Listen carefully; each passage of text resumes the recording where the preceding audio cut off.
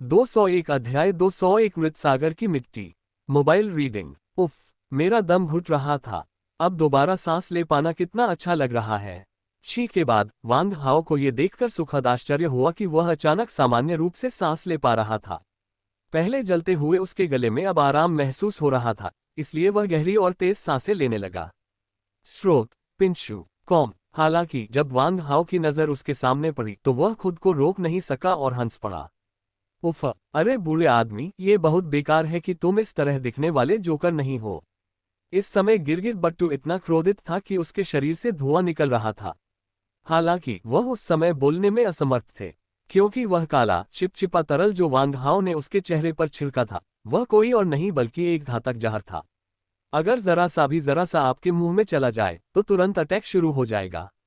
लार के साथ मिलकर और एक नाटकीय बदलाव के बाद ये गहरे समुद्र की कीचड़ के एक ढेले की तरह आपके पूरे गले को जाम कर देगा। इस अत्यधिक जहरीले पदार्थ का एक बहुत ही वर्णनात्मक नाम है मृतसागर कीचड़। जैसा कि नाम से पता चलता है, इस घातक जहर से जहर होने के बाद व्यक्ति ऐसा होता है जैसे कि वह मृत सागर में डूब गया हो। उसका पूरा शरीर कीचड़ में धंस जाता है, उसका गला कीचड़ से अवरुद्ध हो जाता है और वह सांस नहीं ले पाता है और अंततः दम घुटने से दर्दनाक मौत हो जाती है। इस अत्यधिक विषैले पदार्थ के बारे में जानकारी होने के कारण गिरगिट बट्टू कोई भी जल्दबाजी में कदम उठाने की हिम्मत नहीं कर पाया तथा उसने अपना मुंह कसकर बंद रखा तथा उसे थोड़ा सा भी खोलने की हिम्मत नहीं की। मजाक कर रहे हो? ये बेहद जहरीला पदार्थ आपकी लार में एक बूंद भी पड़ जाए तो असर करेगा और इसका कोई तोड़ नहीं है। जीवित रहने का एकमात्र तरीका श्वासनली को काटना है। इस वक्त गिरगिट बट्टू कोई भी जल्दबाजी करने की हिम्मत नहीं कर पा रहा था। उसने अपनी जेब से चुपके से जानलेवा जहर से लिपटी स्टील की सुइयां निकाल ली थीं, किसी भी वक्त वार करने के लिए तैयार। ये देखकर कि बूढ़ा आदमी चुप है, वांग हाओ ने जिद जारी रखी। अरे बूढ़े आदमी, तुम्हें कैसे पता चला कि मैं वेन वेन को जानता हूं? और तुमने उस लड़की के साथ क्या किया? लेकिन काफी देर तक इंतजार करने के बाद भी दूसरे पक्ष ने कोई जवाब नहीं दिया। इससे वांग हाओ क्रोधित हो गया। उसने खुद को जहर दे लिया और लगभग दम घुटने लगी और अब वह उसे नजरअंदाज कर रही है। चाचा तो इसे बर्दाश्त कर सकते हैं, लेकिन चाची नहीं। भाड़ में जाओ, जो भी हो। मैं पहले तुम्हारी पिटाई करूंगा। इतना गहरा होने का दिखावा करने के लिए यही तुम्हारी सजा है। अगर तुमने मुझे जवाब नहीं दिया तो मैं तुम्हें इतनी बुरी तरह पीटूंगा कि तुम्हारी अपनी माँ भी तुम्हें पहचान नहीं पाएगी। वांग हाओ गुस्से से भर गया। कुछ पल पहले तक जिस हताशा और आक्रोश ने उसका दम घोंट दिया था, अब वह बाहर आने ही वाला था। उसने तुरंत अपनी स्थानिक अंगूठी से डोलन ब्लेड और diamond blade throat ceiling blade निकाले और उन्हें ऊपर उठा लिया। यह एक ऐसा कदम है जो इस बूढ़े व्यक्ति के विरुद्ध शीघ्रतापूर्वक और निर्णायक रूप से निपटा जाएगा। मेरे सामने खड़ा बूढ़ा आदमी कोई साधारण व्यक्ति नहीं था। वह मेरी नाक के नीचे ही अपना भेष बदल सकता था और मुझे घातक जहर वाले नूडल्स खाने के लिए मजबूर कर सकता था। इससे भी ज्यादा घिनौनी बात यह है कि उन्होंने खुद को धोखा देने के लिए किसी ऐसे व्यक्ति का इस्तेमाल किया जिसे वे जानते थे। इस घिनौनी चाल से वांग हाओ बहुत दुखी हुए। वांग हाओ को और भी ज्यादा हैरानी इस बात से हुई कि इस जानलेवा जहर को क्रिएशन फैक्टर भी बेअसर नहीं कर सकता था। अगर ड्रैगन स्पिरिट अचानक न जागती और न बचाती तो वांग हाओ शायद दम घुटने से मर जाता।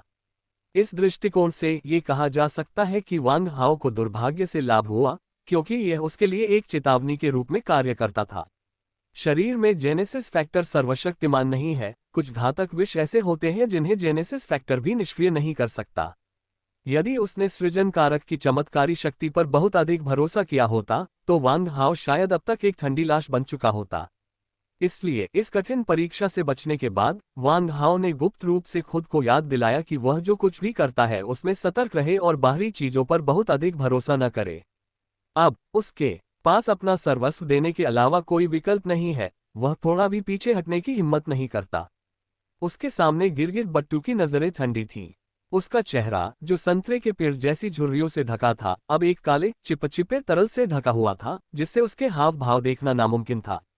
हालांकि उससे निकल रही भयावह आभा बिल्कुल बेपर्दा थी। ये पहली बार था जब वांग हाओ ने दूसरे पक्ष से निकलने वाली आभा को महसूस किया था। पहले ये बूढ़ा आदमी अपनी आभा को छिपाकर परछाई में छिप रहा था, लेकिन अब वह वांग हाओ की हरकतों से पूरी तरह से क्रोधित था। छाया से घात लगाना अब प्रभावी नहीं है। एक गुप्त हमला केवल एक या दो बार ही सफल हो सकता है, लगातार कई गुप्त हमलों में सफल होना व्यावहारिक रूप से असंभव है। इसलिए बट्टू ने अपनी आभा छिपाना बंद कर दिया। इस बार वह पूरी ताकत से वार करने को तैयार था और तेज और निर्णायक कार्रवाई से एक ही झटके में वांग हाओ को मार डालना चाहता था। उसके पास ज्यादा समय नहीं बचा था, उसे जल्द से जल्द अपने चेहरे पर लगे जहर से निपटना था, क्योंकि इस विष को एक विशेष औषधि से धोना आवश्यक है और वह इसे अपने हाथों से पोंछने की हिम्मत नहीं कर पा रहा था, क्योंकि उसे डर था कि यह गलती से उसकी आंखों, नाक और मुंह में चला जाएगा और उसे जहर हो जाएगा। बट्टू काफी बुरा था, लेकिन वह युद्ध कला में, खासकर सुइयों को छुपे हुए हथियार के रूप में इस्तेमाल करने में बेहद कुशल था। उसकी जहरीली सुइयों से अनगिनत लोग मारे गए थे, इतने कि शायद उसे खुद भी सब याद न हो। इस समय उसके हाथ नीचे लटक रहे थे और उनके हाथों के पिछले हिस्से बाहर की ओर थे और प्रत्येक हथेली में 7 जहरीली सुइयां छिपी हुई थीं। ये जहरीली सुइयां हाथ से गढ़ी जाती हैं और विशेष स्टील से पॉलिश की जाती हैं। बल और तकनीक में थोड़े बहुत अंतर के साथ कई तरह की तकनीकों का इस्तेमाल किया जा सकता है। ये सुई एक जहरीली सुई होती है जिसे पीड़ित की जानकारी के बिना उसके शरीर में डाल दिया जाता है। वांग हाओ को अनजाने में ऐसी ही एक सुई लग गई और अचानक उसके दोनों पैरों में संवेदना चली गई, जिससे वह हिलने डुलने में असमर्थ हो गया। सुइयों पर गुप्त बल लगाने की इस विधि से सुइयां अपनी शक्ति कम किए बिना शरीर में प्रवेश कर जाती हैं। इसके अलावा गुप्त बल के प्रहार से नाजुक स्टील की सुइयां चकनाचूर होकर अनगिनत टुकड़ों में टूट जाती हैं। इससे पीड़ित की मेरिडियन, रक्त वाहिकाएं और अंग क्षतिग्रस्त हो जाते हैं, जिससे जहर गहरा जाता है और समय रहते सुइयों को निकालकर खुद को बचाना असंभव हो जाता है। पीड़ित बस जहर के असर का इंतजार कर सकता है और मर सकता है। यह तरीका बेहद कपटी और क्रूर है। जहां तक अन्य विचित्र सुई फेंकने की तकनीकों और कौशलों का प्रश्न है, वे और भी अधिक अविश्वसनीय हैं। इस समय गिरगिट बट्टू अपनी सबसे घातक जहरीली सुई को छोड़ने के लिए सही अवसर की प्रतीक्षा कर रहा है। वांग हाओ बेवकूफ नहीं था। उसे पहले से ही पता था कि उसके प्रतिद्वंदी के पास एक जादुई एक्यूपंक्चर तकनीक है जिससे उसके पैर अचानक गतिहीन हो सकते हैं। इसलिए उसने जल्दबाजी में पहला कदम उठाने की हिम्मत नहीं की, बल्कि चुपके से अपने प्रतिद्वंदी की हर हरकत पर नजर रखी और हमले का नाटक किया। इस समय गिरगिट बट्टू की मध्यमा उंगली पर हरे रंग की जेडाइट अंगूठी ने वांग हाओ का ध्यान आकर्षित किया। वांग हाओ अंगूठी के सामने वाले हिस्से पर उकेरे गए रूनों से बहुत परिचित था, क्योंकि वे बिल्कुल वैसी ही थी जैसी उस स्थानिक अंगूठी पर थी जो उसे मिली थी। वह बहुत खुश था, इसलिए उन्होंने उस अंगूठी को पाने के बारे में सोचना शुरू कर दिया। हालांकि दूसरे पक्ष को लगा कि वांग हाओ सिर्फ दिखावा कर रहा है, और उसने घमंडी और दबंगई का दिखावा करना शुरू कर दिया। लेकिन इससे पहले कि वे कोई कदम उठा पाते, उन्हें एहसास हो गया कि वे उसके सामने कुछ नहीं है, इसलिए वे पीछे हट गए और हमले का खोखला दिखावा करने लगे। उस क्षण गिरगिट बट्टू मन ही मन हंसा, केवल 130 की युद्ध शक्ति वाला ये छोटा सा लड़का मुझसे आधे से भी ज्यादा ताकतवर है। हालांकि उसके पास भरोसा करने के लिए वह अजीब सा छोटा चाकू है, लेकिन जब तक मैं उसे मौका नहीं दूंगा, चाकू मुझे छू भी नहीं पाएगा। तुम मेरा क्या कर सकते हो? हे, वह चाकू जरूर एक बेजोड़ खजाना होगा, लेकिन जल्द ही यह मेरे महान बट्टू खजाने में एक और खजाना बन जाएगा। गिरगिट बट्टू बहुत खुश था और हमला करने के लिए बेताब था। उसकी नज़र में उसका प्रतिद्वंद्वी एक नौसिखिया था जो उसकी जहरीली सुइयों से बच नहीं सकता था। ठीक उसी तरह जैसे पहले वाले बार में हुआ था, आप भी बिना एहसास के किसी चीज का शिकार हो सकते हैं। वाह, आखिरकार 200 अध्याय। एक और कदम आगे। आज कुछ काम आ गया था और मैं आधे दिन लेट हो गया, इसलिए दोपहर का पहला अपडेट थोड़ा देर से आया। माफ करना। वैक्स 6202 अध्याय 202 पाताल लोक का घातक विषैला मार्ग।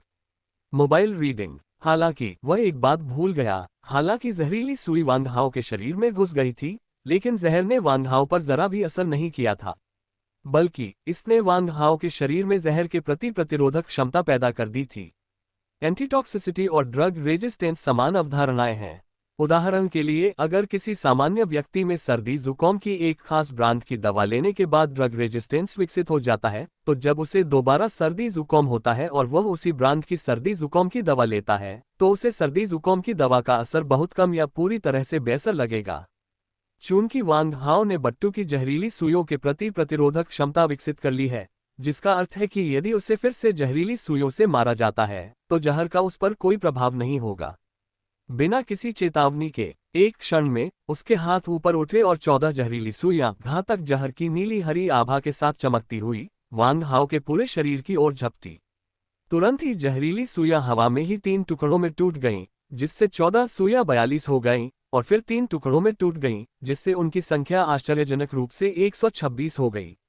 एक पल में हवा में जहरीली सुइयां सुइयों की घनी बारिश की तरह लग रही थीं, जो वांग हाओ के शरीर के सभी हिस्सों पर हमला कर रही थीं। गति अविश्वसनीय रूप से तेज है। वांग हाओ के हाव भाव एकदम बदल गए। उसने अपनी पूरी ताकत से अपनी राक्षसी आंखों को सक्रिय कर दिया। उसकी महाशक्तिशाली आंखों की शक्ति, जो ध्वनि की गति से 10 गुना तक की गति का पता लगा सकती थी, ने सभी जहरीली सुइयों का प्रक्षेप पथ तुरंत स्पष्ट रूप से पकड़ लिया। लेकिन जहरीली सुइयों की संख्या भयावह थी। वांग हाओ की आंखों की शक्ति के साथ एक ही समय में 10 जहरीली सुइयों को पकड़ने में सक्षम होना पहले से ही उसकी सीमा है। इस समय हवा में 126 जहरीली सुइयां घनी तरह से भरी हुई थीं, यानी 90% से ज्यादा सुइयां धुंधली थीं, सिर्फ धुंधली सी रेखाएं ही दिखाई दे रही थीं। एन्चांटेड झांक जी देखने के लिए URL HirePG दर्ज करें। इससे वांग हाओ को पसीना क्यों नहीं आ गया? हताशा में वांग हाओ ने अचानक अपनी शक्ति का परिचय दिया और अपने तैराकी मछली के पैरों की गति को चरम सीमा तक पहुंचा दिया। उसके पैरों की गति नाटकीय रूप से बढ़ गई और वह सीमा को पार करते हुए 38 मीटर प्रति सेकंड की गति तक पहुंच गया। जिस क्षण वह एक ओर झुका, जहरीली सुई पहले ही लग चुकी थी। यद्यपि वांग हाओ ने अपना सर्वश्रेष्ठ प्रयास किया था, फिर भी उसके शरीर पर 32 जहरीली सुइयां लगीं। प्रत्येक स्थान जहां सुइयां डाली गई थीं, अत्यंत कठिन था। पता चला कि हवा में उन जहरीली सुइयों का प्रक्षेप पथ स्थिर नहीं है। जैसे ही वांग हाओ ने चकमा दिया, ज्यादातर जहरीली सुइयां भी वांग हाओ की हरकतों के अनुसार अजीबोगरीब समायोजन कर रही थीं। ऐसा लगता है जैसे उन जहरीली सुइयों की आंखें हैं। बेशक उन जहरीली सुइयों का इस्तेमाल आंख मूंद कर नहीं किया जाना चाहिए। एकमात्र स्पष्टीकरण यह है कि जिस वृद्ध व्यक्ति ने छिपे हुए हथियार का प्रयोग किया था, वह संभवतः एक शक्तिशाली मानसिक चिकित्सक था, और केवल एक मानसिक चिकित्सक ही इतना अविश्वसनीय कार्य कर सकता था। क्या ये टेलीकिनेसिस हो सकता है? लेकिन इनकी संख्या तो बहुत भयावह है। वांग हाओ को पसीना आ गया। उसे समझ नहीं आ रहा था कि यह जहर के कारण हुआ परिवर्तन है या जो कुछ अभी अभी हुआ था उसका सदमा। गिरगिट बटू भी वांग हाओ के प्रदर्शन से दंग रह गया। उसे उम्मीद नहीं थी कि उस बच्चे का फुटवर्क इतना शानदार होगा, यहाँ तक कि वह उसकी प्रसिद्ध नाशपाती के फूलों की सुइयों की बारिश को भी चकमा दे पाएगा। हालांकि यदि आप अधिकांश जहरीली सुइयों से बच भी जाएं, तो भी आप शेष 36 से नहीं बच सकते। ये जहरीली सुइयां ही काफी हैं। अपने दिल में गिरगिट बट्टू ने पहले ही कानून को मौत की सजा सुना दी थी। जहर से मौत केवल समय की बात थी। इस जहरीली सुई की अत्यधिक विषाक्तता उनकी सबसे मूल्यवान रचना थी। दुनिया में ऐसा कोई भी नहीं है जो इतना अद्वितीय जहर बना सके। मारक विकसित करना तो दूर की बात है, यहाँ तक कि उन्होंने खुद भी इस दवा को विकसित करने में लगभग 10 साल लगा दिए, और सभी जरूरी सामग्री जुटाने में भी उन्हें भारी कीमत चुकानी पड़ी। उन्होंने इन सुइयों में प्रयुक्त जहर का नाम अंडरवर्ल्ड का रास्ता रखा, जिसका अर्थ था कि एक बार जहर लग जाने पर व्यक्ति मर जाएगा। यह इसकी अत्यधिक विषाक्तता को दर्शाता है। बेशक जहर का नाम थोड़ा अतिशयोक्तिपूर्ण हो सकता है, लेकिन ये जहर वास्तव में एक अत्यधिक जहरीला पदार्थ है। शोधन प्रक्रिया भी काफी श्रमसाध्य है। यह जहर दुनिया के 72 सबसे जहरीले पदार्थों को उगाकर और फिर उनके आंतरिक अंगों को परिष्कृत करके बनाया जाता है। परिष्कृत किए जाने वाले विष जटिल प्रकृति के होते हैं तथा उनमें अनगिनत विविधताएं होती हैं, जिससे उनके प्रतिविष की तैयारी अत्यंत कठिन हो जाती है। यही कारण है कि इस जहर का प्रतिविष विकसित करने में उन्हें 10 साल लग गए। इसलिए वह निश्चित था कि वांग हाओ अब मर चुका है। लेकिन उसे ये देखकर आश्चर्य हुआ कि जिस व्यक्ति के बारे में उसने सोचा था कि उसे जहर दिया गया है और वह निश्चित रूप से मर जाएगा, वह अब उसके सामने बिल्कुल स्वस्थ खड़ा था। काफी देर बाद भी वांग हाओ में जहर दिए जाने का कोई संकेत नहीं दिखा। दूसरे व्यक्ति की आंखों में अजीब सा भाव देखकर वांग हाओ को अपनी रीढ़ में ठंडक महसूस हुई। उसने एक गहरी सांस ली, फिर जोर से चिल्लाया और अचानक अपनी सारी मांसपेशियों को तान दिया और मांसपेशियों के तनाव के विस्फोटक बल का उपयोग करके सभी जहरीली सुइयों को अपने शरीर से बाहर निकाल दिया। Bang bang bang. बिना किसी अपवाद के सभी 36 जहरीली सुइयां आसपास की दीवारों में घुस गईं। हालांकि 36 स्टील की सुइयां वांग हाओ पर लगीं, लेकिन वे गहराई तक नहीं पहुंची। इसके बजाय वे उसकी त्वचा की सतह पर ही रहीं, जहां वांग हाओ की अविश्वसनीय रूप से मजबूत मांसपेशियों ने उन्हें और अंदर तक घुसने से रोक दिया। यह न केवल वांग हाओ की अलौकिक रूप से घनी हड्डियों और मांसपेशियों के कारण है, जो गहरे समुद्र के दबाव से बनी है, बल्कि काफी हद तक उनकी शानदार रक्षात्मक क्षमताओं के कारण भी है, जिसमें प्रहारों को झेलने की उनकी क्षमता और 720 एक्यूपॉइंट रन शामिल हैं, जो उनके शरीर को चट्टान की तरह ठोस बनाते हैं। इसलिए वे जहरीली सुइयां वांग हाओ के शरीर में प्रवेश नहीं कर पाईं, और विषाक्त पदार्थ केवल वांग हाओ के शरीर की सतह पर ही रह गए। इसके अलावा वांग हाओ ने इस विष के प्रति प्रतिरोध विकसित कर लिया है, इसलिए विषाक्तता के इस स्तर का उस पर कोई प्रभाव नहीं पड़ता है। इस पल गिरगिट बट्टू पूरी तरह से चौंक गया।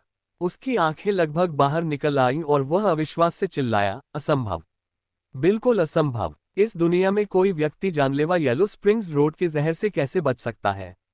बिल्कुल असंभव। बूढ़े आदमी का दिल ऐसा लग रहा था जैसे किसी भारी हथौड़े से उसे चकनाचूर कर दिया गया हो। यह उस बूढ़े व्यक्ति के समान है जिसने अपना पूरा जीवन विश्व पर शोध करने में लगा दिया और अंततः दुनिया का सबसे शक्तिशाली विष विकसित कर लिया, लेकिन एक दिन उसे पता चला कि उस विष का प्रभाव पूरी तरह समाप्त हो गया है। ऐसा आघात असहनीय है। दशकों की कड़ी मेहनत एक ही दिन में बर्बाद। बूढ़ा आदमी लगभग बेहोश हो गया, ये भी भूल गया कि उसका चेहरा अभी भी मृत सागर की कीचड़ के जहर से ढका हुआ था। उत्तेजना में उसने बोलने के लिए मुंह खोला और कुछ काला जहर उसके मुंह में रिस गया, जिससे उस जहर ने तुरंत असर दिखाना शुरू कर दिया। बट्टू की लार में काला जहर घुलते ही मानो जादू सा छा गया हो। काला तरल पदार्थ जिंदा हो गया, तेजी से फैलते हुए सड़े हुए काले कीचड़ के एक गड्ढे में बदल गया, जिससे उसका गला पूरी तरह जाम हो गया। उद्धरण चिन्ह उद्धरण चिन्ह। गिरगिट बट्टू ने बोलने की कोशिश की, लेकिन वह केवल संघर्ष कर पा रहा था। उसका चेहरा लाल हो रहा था, उसके हाथ दर्द से उसके गले को ढांक रहे थे, उसके फेफड़ों से हवा बाहर निकल रही थी, वह सांस नहीं ले पा रहा था। वांग हाओ ने यह दृश्य देखा और बहुत खुश हुए। एक महान अवसर। वांग हाओ ने तुरंत प्रतिक्रिया दी। उस समय बूढ़ा व्यक्ति सांस नहीं ले पा रहा था और दोनों हाथों से अपना गला ढांक रहा था। उसके बाएं हाथ की मध्यमा उंगली में पहनी हुई अंतरिक्ष की अंगूठी वांग हाओ की आंखों के सामने खुल गई। हरे रंग का जेडाइट रत्न कैबोकॉन चमकदार रोशनी के साथ चमक रहा था, जिससे वांग हाओ का दिल खुश हो गया। आपने कहा हमने किया। वांग हाओ ने अपनी बाईं आंख से काली लपटें और दाईं आंख से बैंगनी बिजली लगभग एक साथ छोड़ी और तुरंत अपने प्रतिद्वंद्वी की आंखों पर हमला किया। वैक्स 6203 अध्याय 203 एक अप्रत्याशित घटना। वेनवेन को जहर दिया गया। Mobile reading. तुरंत ही बिजली की गति से उनकी तलवार खींचने की तकनीक अपने चरम पर पहुंच गई। 0.1 सेकंड में उन्होंने अपनी तलवार खींच ली और उनके बाएं हाथ में डोरान का ब्लेड एक तेज तीव्र ब्लेड में बदल गया। एक ठंडी रोशनी चमकी और एक तेज गति के साथ खून से लथपथ बायां हाथ हवा में ऊपर उड़ गया। घाव से कलाई कट गई और चमकीला लाल रक्त तुरंत पानी के पंप की तरह बहने लगा। तेज तर्रार और फुर्तीला वांग हाओ इसी क्षण का इंतजार कर रहा था। एक तेज गति से उसने अपना राक्षसी ब्लेड कटे हुए हाथ में घुसा दिया, फिर जल्दी से बीच वाली उंगली को काट दिया और उसे अपनी जेब में रखकर जिप लगा दी। उसी समय वे खून के छींटे से बचने के लिए जल्दी से पीछे हट गए। वह बूढ़ा आदमी भी एक निर्दयी व्यक्ति था। वह न केवल अपने दुश्मनों के प्रति क्रूर था, बल्कि अपने प्रति भी काफी निर्दयी था। उसी क्षण मृत सागर की कीचड़ से उसका शरीर जहर से भर गया, उसका गला अवरुद्ध हो गया, वह सांस नहीं ले पा रहा था तथा उसकी आंखें भी खराब हो गईं। एक सामान्य व्यक्ति अत्यंत चिंतित और क्रोधित हो जाता और हो सकता है कि उसकी रक्तवाहिका फट जाती और वह वहीं दम घुटने से मर जाता। लेकिन बूढ़ा आदमी शांत रहा और उसने अपनी दाहिनी तर्जनी उंगली अपने गले में डाल ली। फाफा टिल्डा खून की एक फुहार निकली और आधी उंगली सीधे गले में चली गई। उस समय बूढ़े व्यक्ति ने अपनी जान बचाने के लिए वास्तव में अपनी उंगलियों से अपना गला छेद दिया। उसकी गर्दन पर लगे घाव से खूनी झाग की धारें बुदबुदाती और गुर्राती हुई बाहर निकल रही थीं। तुरंत ही बूढ़े की छाती जोर से धड़कने लगी। जैसे ही उसका गला फटा, हवा सीधे उसके फेफड़ों में चली गई। थोड़ा खून बहने से उसका गला घुट गया और उसे जोर से खांसी आने लगी। उसका चेहरा कागज की तरह पीला पड़ गया, लेकिन शुक्र है कि वह अस्थायी रूप से दम घुटने और मरने के खतरे से बाहर था। लेकिन तब तक वह अंधा हो चुका था। उसकी बाईं आंख पर बैंगनी बिजली गिरी और उसकी आंख की पुतली तुरंत फट गई। उसकी दाहिनी आंख, उसकी पलकें, भौहें और आधा चेहरा काली लपटों से जलकर राख हो गया। आंखों के गड्ढों में सफेद हड्डियां और उभरी हुई सफेद आंख की पुतली के अवशेष साफ देखे जा सकते थे। उसका स्वरूप अत्यंत दयनीय था और उसका चेहरा असाधारण रूप से क्रूर और डरावना था। वांग हाओ ने उसी क्षण अवसर का लाभ उठाया जिसके कारण इतना अच्छा परिणाम प्राप्त हुआ। गिरगिट बट्टू ने कभी नहीं सोचा था कि पलक झपकते ही उसे जहर दे दिया जाएगा, उसका गला फट जाएगा और वह अंधा हो जाएगा। कुछ ही पल पहले वह आत्मविश्वास से भरा हुआ था, वांग हाओ को अपनी मर्जी से नियंत्रित कर सकता था और उसका आभामंडल अद्भुत था। लेकिन एक पल में वह अचानक एक आवारा कुत्ते में बदल गया, बिल्कुल दुखी। जीवन सचमुच एक नाटक की तरह है जो पूरी तरह भाग्य पर निर्भर है। दुर्भाग्य से उसका सौभाग्य समाप्त हो गया है। दुर्भाग्य उस पर आ पड़ा है। इस समय वांग हाओ ने अपना दिल कठोर कर लिया और उसकी निगाहें बर्फीली ठंडी हो गईं। चूंकि तुम मुझे मारने के लिए इतनी दूर तक गए हो, इसलिए मैं तुम्हें जीवित नहीं छोड़ सकता। आपको खरपतवार को शुरुआत में ही नष्ट करना होगा, अन्यथा परिणाम भयंकर होंगे। तुरंत वांग हाओ ने अपना दिल मजबूत किया और उसे मारने के लिए तैयार हो गया, ताकि भविष्य में उसे हर दिन डर में न जीना पड़े। लगातार घात लगाकर हमला किए जाने और हत्या किए जाने की चिंता में डूबे रहना बिल्कुल भी सुखद नहीं है। शांतिपूर्ण जीवन जीने के लिए मुझे दूसरे पक्ष को खत्म करना होगा। जैसे ही वांग हाओ अपना कदम उठाने वाला था, एक अप्रत्याशित घटना घटी। कोई नहीं जानता कि यह कब शुरू हुआ, लेकिन जब वेन वेन, जिसे पड़ोस के गिरगिट बट्टू ने पीछे से धक्का देकर बेहोश कर दिया था, जागी तो उसने पड़ोस के दरवाजे से दस्तक की आवाज सुनी। इसलिए वेन वेन, जो अभी अभी जागी थी और अभी भी चक्कर खा रही थी, दीवार को पकड़े हुए धीरे धीरे अपने छात्रावास की ओर चली गई। लेकिन जब उसने पहली बार उस भयावह भूतिया चेहरे को देखा जिसका आधा चेहरा विकृत था और दोनों आंखें पूरी तरह अंधी थीं, तो वह सदमे से हौंफने से खुद को नहीं रोक सकी। एक भूत! वेन वेन उस भयानक भूतिया चेहरे को देखकर इतनी डर गई कि वह लगभग बेहोश हो गई। उसने देखा कि बाटू गिरगिट है जिसका रूप वांग हाओ ने बिगाड़ दिया था। बाटू गेट के पास खड़ा था, तभी वेन वेन ने उसे देख लिया। वह भयानक, विभत्स, रक्त से लथपथ, बदसूरत चेहरा नरक के राक्षस से भी अधिक भयानक था। वांग हाओ ने तुरंत प्रतिक्रिया व्यक्त की और वेन वेन को भागने के लिए कहने ही वाला था, लेकिन समय पर्याप्त नहीं था। अचानक बट्टू, जो अपनी बुद्धि के अंत पर था, जल्दी से 2 कदम पीछे हट गया और वेन वेन का हाथ पकड़ लिया। मुझे नहीं पता कि वो पूरी तरह से अंधा है या नहीं, और मुझे नहीं पता कि ये किस्मत थी या महज इत्तेफाक कि वो कामयाब हो गया। वेनवेन का हाथ कसकर पकड़ने के बाद उसने अचानक अपने दूसरे हाथ से वेनवेन की छाती पर तमाचा जड़ दिया। ये परिवर्तन अचानक आया। ये लगभग पलक झपकते ही घटी। 207 अध्याय 207 दुश्मन एक संकरी सड़क पर मिलते हैं। Mobile reading. ये कहना उचित होगा कि बट्टू के लिए ऐसा अनुभव उसके जीवन की सबसे बड़ी त्रासदी है। जीवन में सबसे बड़ी त्रासदी यह है कि आप अपना सारा पैसा खर्च करने से पहले ही मर जाते हैं। इस बीच गिरगिट बट्टू और भी दुखद कहानी पेश करता है। पैसा तो चला गया है, लेकिन वह अभी भी जिंदा है। सबसे संपूर्ण और सबसे तेजी से अपडेट होने वाले उपन्यासों को पढ़ने के लिए कृपया पिनहैश खोजें।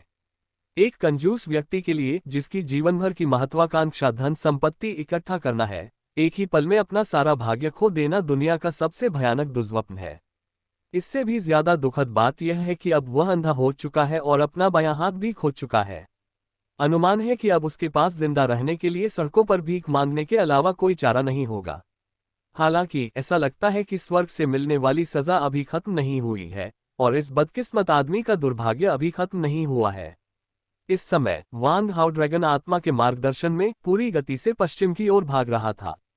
गति 35 मीटर प्रति सेकंड तक बढ़ गई। 1 घंटे से भी कम समय बाद वांग हाओ प्राकृतिक रूप से बनी भूमिगत गुफा के प्रवेश द्वार पर पहुंच गया।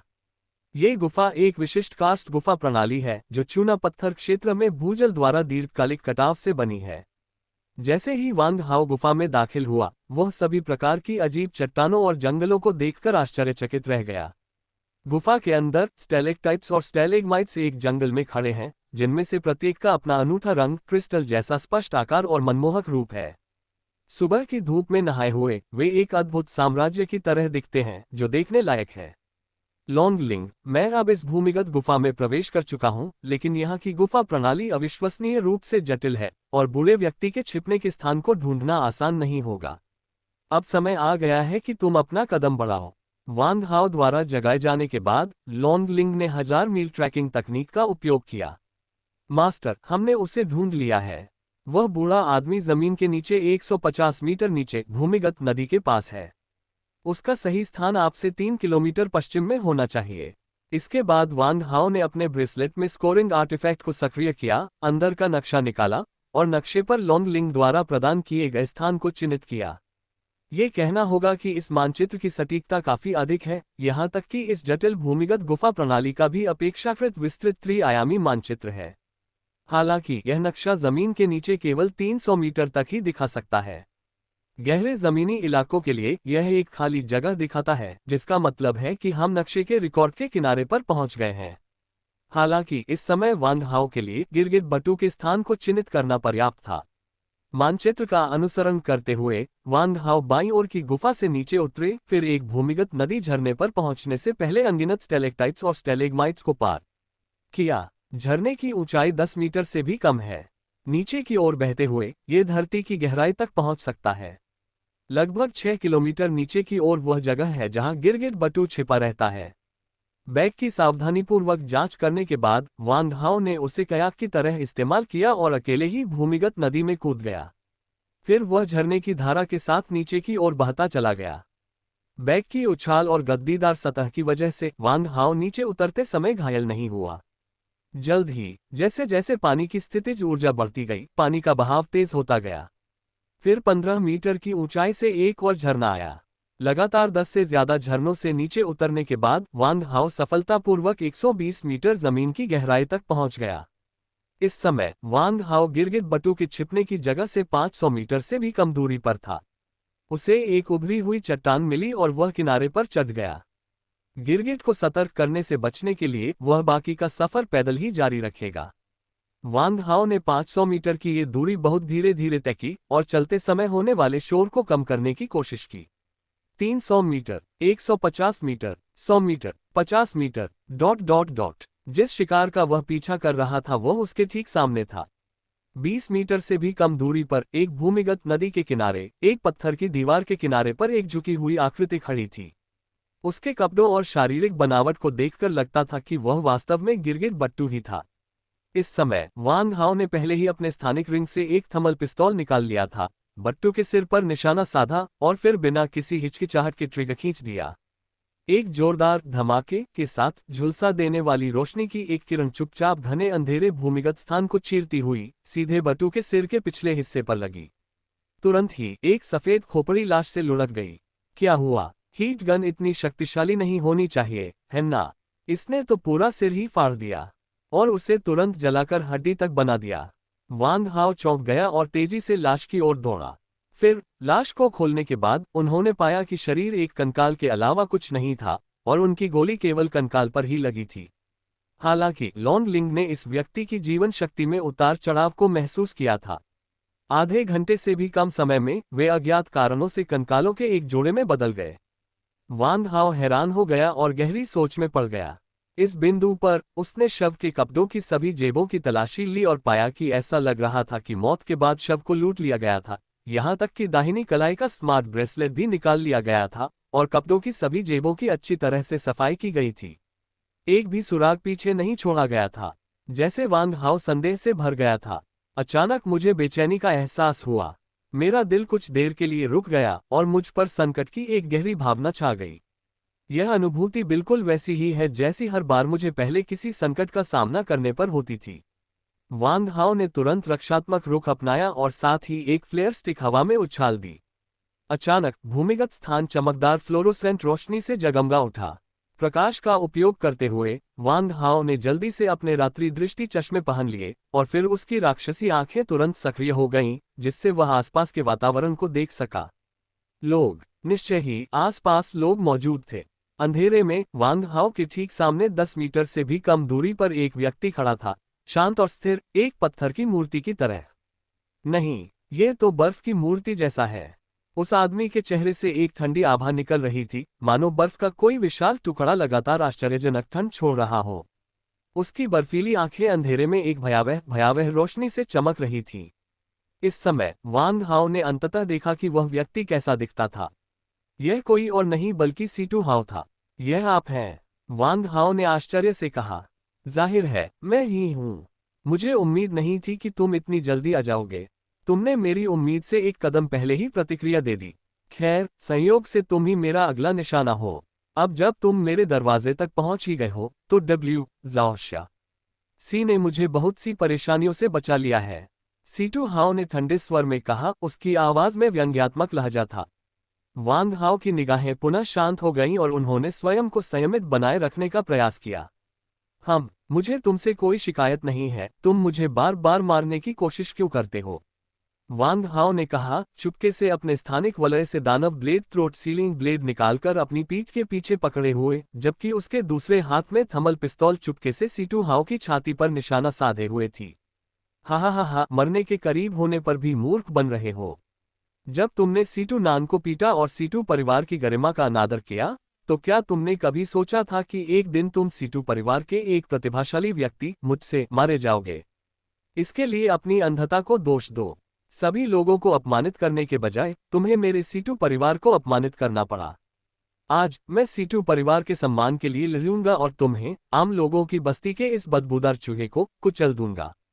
वांग हाओ ने व्यंग्य किया, सीटू परिवार का सम्मान? बकवास। एक परिवार का सम्मान युद्ध के मैदान में खूनी लड़ाई लड़ने, देश की सेवा करने और संघ के प्रत्येक नागरिक की भलाई के लिए काम करने में निहित होना चाहिए। लेकिन आपके सीटू परिवार का तथाकथित सम्मान स्वार्थ के अलावा और कुछ नहीं है। एक निर्दयी जल्लाद जो अपने फायदे के लिए दूसरों की जान की परवाह नहीं करता, असहमति को दबाता है और मुनाफा हड़पता है। आपके जैसे परिवार द्वारा इस्तेमाल किया गया सम्मान एक कलंक है। 208 अध्याय 208 बलढाल। Mobile reading. हा, साले, बकवास कर रहा है। तू संघ और सम्मान की बातें करता रहता है, तुझे क्या पता? उस जमाने में सीटू परिवार ने संघ के लिए अनगिनत लड़ाइयां लड़ी और हमारे अनगिनत बेटे युद्ध में मारे गए। सैन्य उपलब्धियों के मामले में मेरे सीटू परिवार के बेटे संघ के शीर्ष 10 परिवारों में शुमार होने के काबिल थे। लेकिन अब क्या? मेरा सीटू परिवार धरती के किसी कोने में किसी गरीब और दुर्गम जगह पर छिपकर मुश्किल से गुजारा कर रहा है और एक तुच्छ जीवन जी रहा है। क्या तुझे इसके बारे में कुछ पता है? सीटू हाओ, जो पागल सा लग रहा था, अपनी दृढ़ दृष्टि से घोषणा कर रहा था, तुम आत्मधर्मी चींटियां, कुएं के मेढक। सार्वभौमिक तारा सागर की विशालता की तुलना में गैलेक्टिक फेडरेशन सागर में एक बूंद के समान है। सार्वभौमिक तारा सागर में केवल शक्ति ही एकमात्र सत्य है।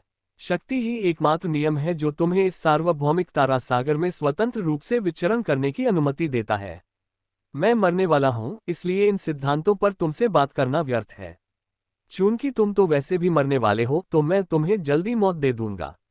पिछली बार तुम भाग्यशाली थे कि बच गए थे, लेकिन ये कोई अंतरिक्ष यान नहीं है और तुम्हारे साथ कोई साथी भी नहीं है।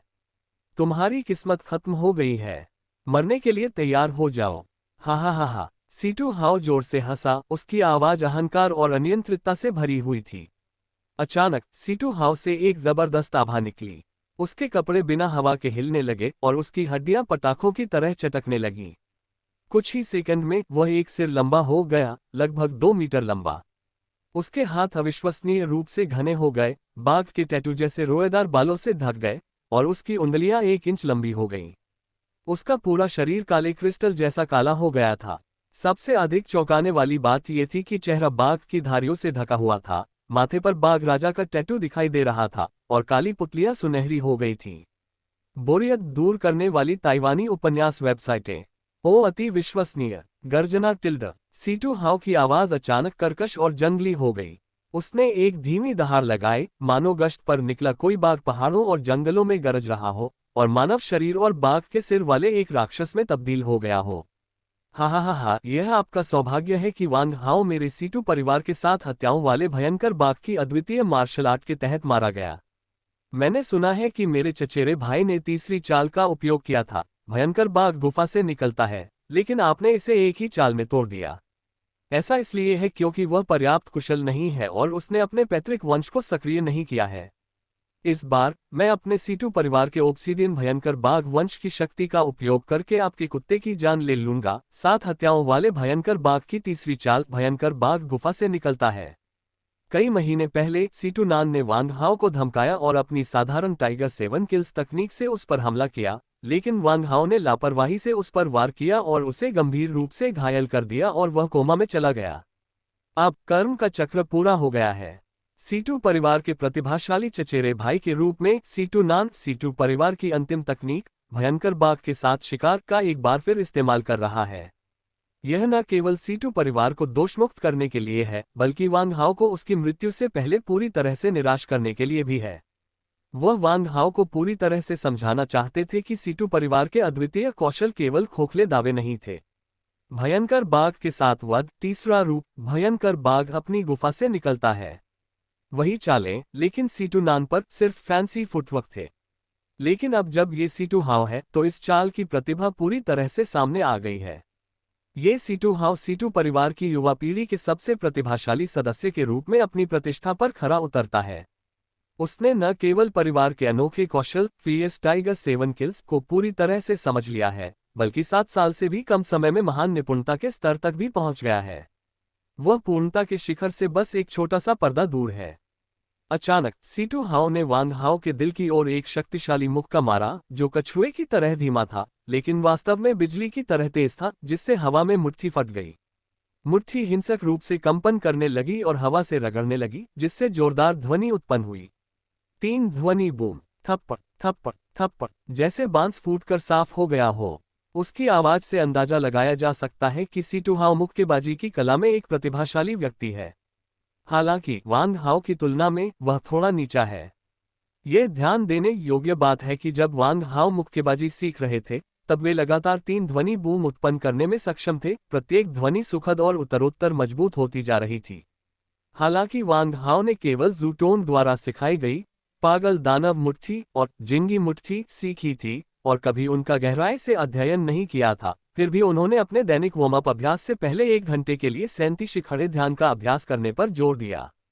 इसलिए हालांकि वांग हाओ ने मुक्केबाजी तकनीकों का गहराई से अध्ययन नहीं किया है, उन्होंने थरी बॉडी स्टांस के माध्यम से मुक्केबाजी तकनीकों में एक बहुत ही ठोस आधार तैयार किया है।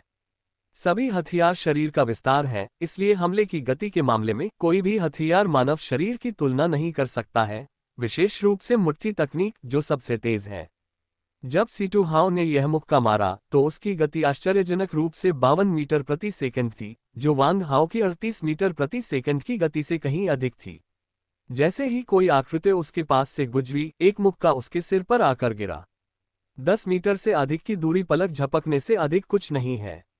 हताशा में वांग हाओ ट्रिगर खींचता रहा और सीटू हाओ पर बार बार अपनी हीट गन चलाता रहा। हुश हुश हुश, प्रकाश की झुलसा देने वाली किरणों की एक श्रृंखला तेजी से एकत्रित हुई, जिनमें से अधिकांश ने सीटू हाओ को मारा, उसके कपड़ों को आसानी से भेद दिया, लेकिन ऐसा प्रतीत हुआ कि इससे उसे कोई नुकसान नहीं हुआ। बेवकूफ, क्या तुमने फोर्स शील्ड के बारे में नहीं सुना? तुम्हारी खिलौना बंदूक मेरे खिलाफ बिल्कुल बेकार है। हा हा हा हा। उद्धरण चिन्ह। सीटू हाओ ने अपने कपड़े, जिनमें गोलियों के निशान थे, फाड़कर फाड़ दिए और अपना चिकना और मांसल शरीर दिखा दिया। जैसा उसने कहा था, एक भी थर्मल बुलेट ने कोई नुकसान नहीं पहुंचाया था। बल ढाल। वांग हाओ को अचानक एहसास हुआ।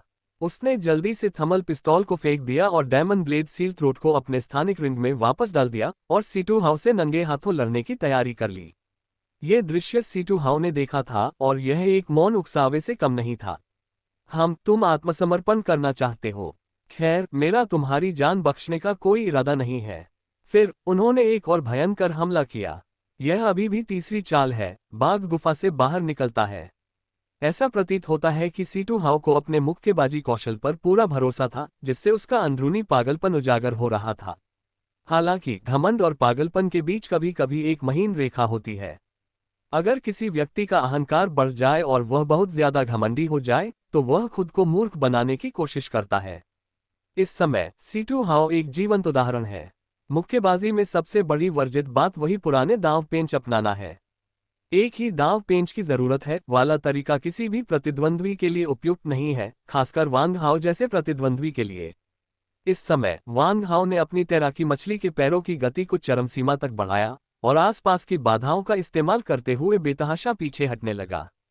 उसे ये देखकर आश्चर्य हुआ कि दोनों आदमियों के बीच गति का इतना बड़ा अंतर बराबर हो गया। एक क्षण के लिए सीटू हाओ पास आने में असमर्थ था। सीटू हाओ अपनी मुक्का तकनीक पर बहुत ज्यादा निर्भर करते हैं। हालांकि उनकी गति काफी ज्यादा है, लेकिन मुक्का तकनीक में उनकी असाधारण प्रतिभा के सामने उनका फुटवर्क औसत दर्जे का और यहां तक कि बेहद साधारण है। इसलिए वे वांग हाओ की खोज में नुकसान में थे। अपनी राक्षसी आंखों से वांग हाओ सीटू हाओ के मुक्कों के प्रक्षेप पथ और उसकी गतिपथ को स्पष्ट रूप से देख सकता था, जिससे उसके लिए बचने की रणनीति अपनाना और भी अधिक फायदेमंद हो गया। धीरे धीरे वांग हाओ ने अपनी लय पकड़ ली और सीटू हाओ की रणनीति को समझ लिया। अब समय आ गया है कि हम जवाबी लड़ाई लड़ें। 100 से अधिक चालों तक सीटू हाउ द्वारा दबाए जाने के बाद वांग हाउ ने अंततः अपनी चाल चलने का फैसला किया। वांग हाउ जो चाल चलने वाला था वह जिंगी क्वान का पहला रूप था, ड्रैगन फॉर्म, जिसे ड्रैगन फिस्ट के नाम से भी जाना जाता है। वास्तव में ये कथन बहुत सामान्य है, लेकिन ये पूरी तरह से गलत भी नहीं है। S23 209 अध्याय 209 ड्रैगन मुट्ठी का सही अर्थ, एक तोप से 7 वार। Mobile reading. ड्रैगन फिस्ट जिंगी क्वान के 12 रूपों में से पहला न केवल सीखने में आसान है बल्कि इसकी कार्यप्रणाली 37 शरीर मुद्रा की खड़ी मुद्रा से ली गई है, जो इसे जिंगी क्वान में एक बुनियादी फिस्ट तकनीक बनाती है। कृपया सबसे संपूर्ण और सबसे तेजी से अपडेट होने वाले उपन्यासों के लिए पिन@1 खोजें। हालांकि कोई चीज जितनी अधिक बुनियादी होती है उसे सीखना उतना ही कठिन होता है और उतनी ही अधिक ऊर्जा लगती है, लेकिन उसकी शक्ति भी असाधारण होती है। पीना। वांग हाओ अचानक चिल्लाया, जिससे सीटू हाओ एक पल के लिए अपना संयम खो बैठा। एक महान अवसर। सीटू हाओ क्षण भर के लिए स्तब्ध रह गया, उसकी पुतलियां आश्चर्य से थोड़ी सिकुड़ गईं। वांग हाओ, जिसके पास जवाब देने की भी ताकत नहीं थी, ने पलटवार करने की हिम्मत की। आश्चर्य में होते हुए भी उसने ठंडी खर्राटे लिए। उसने जानबूझकर अपनी छाती में एक छोटा सा छेद कर दिया, जिससे वह वांग हाओ को पता चल गया। केवल एक पागल व्यक्ति ही ऐसा पागलपन भरा काम कर सकता है जो अपनी क्षमताओं के प्रति पूर्णतः आश्वस्त हो। हालांकि वांग हाओ ने इस समय ज्यादा नहीं सोचा। उसकी नजर में सिर्फ एक ड्रैगन के आकार का प्रेत था। जिंगी ड्रैगन फिस्ट का सार, जिंगी एक ड्रैगन में बदल रहा था। ड्रैगन क्या है? ये कीड़े का विपरीत है। कीट क्या है? ये सांप है। सांपों को लंबे कीड़े भी कहा जाता है। ये हर जगह कई तरह के आम, कुछ खास नहीं, कुछ भी कीमती नहीं देखे जा सकते हैं। लेकिन एक बार जब ये ड्रैगन में बदल जाते हैं तो ये तालाब के जीव नहीं रह जाते। ये सभी चीजों से परे होते हैं और ब्रह्मांड में सर्वोच्च राज करते हैं। वांग हाओ की आंखों में ड्रैगन की छाया धीरे धीरे स्पष्ट हो गई और यह वास्तव में एक ड्रैगन आत्मा के रूप में परिवर्तित हो गई। जिंगी में कोई वर्जना नहीं है और मुट्ठी तकनीक की कोई आंखें नहीं है। इस समय वांग हाओ का मन स्पष्ट था और उसने अचानक जिंगी ड्रैगन मुट्ठी के इरादे को समझ लिया। यह मुट्ठी तकनीक, जिसमें शरीर को ड्रैगन में बदल दिया जाता है और ड्रैगन का इस्तेमाल करके अपना इरादा जाहिर किया जाता है, असल में ड्रैगन स्पिरिट पर आधारित थी।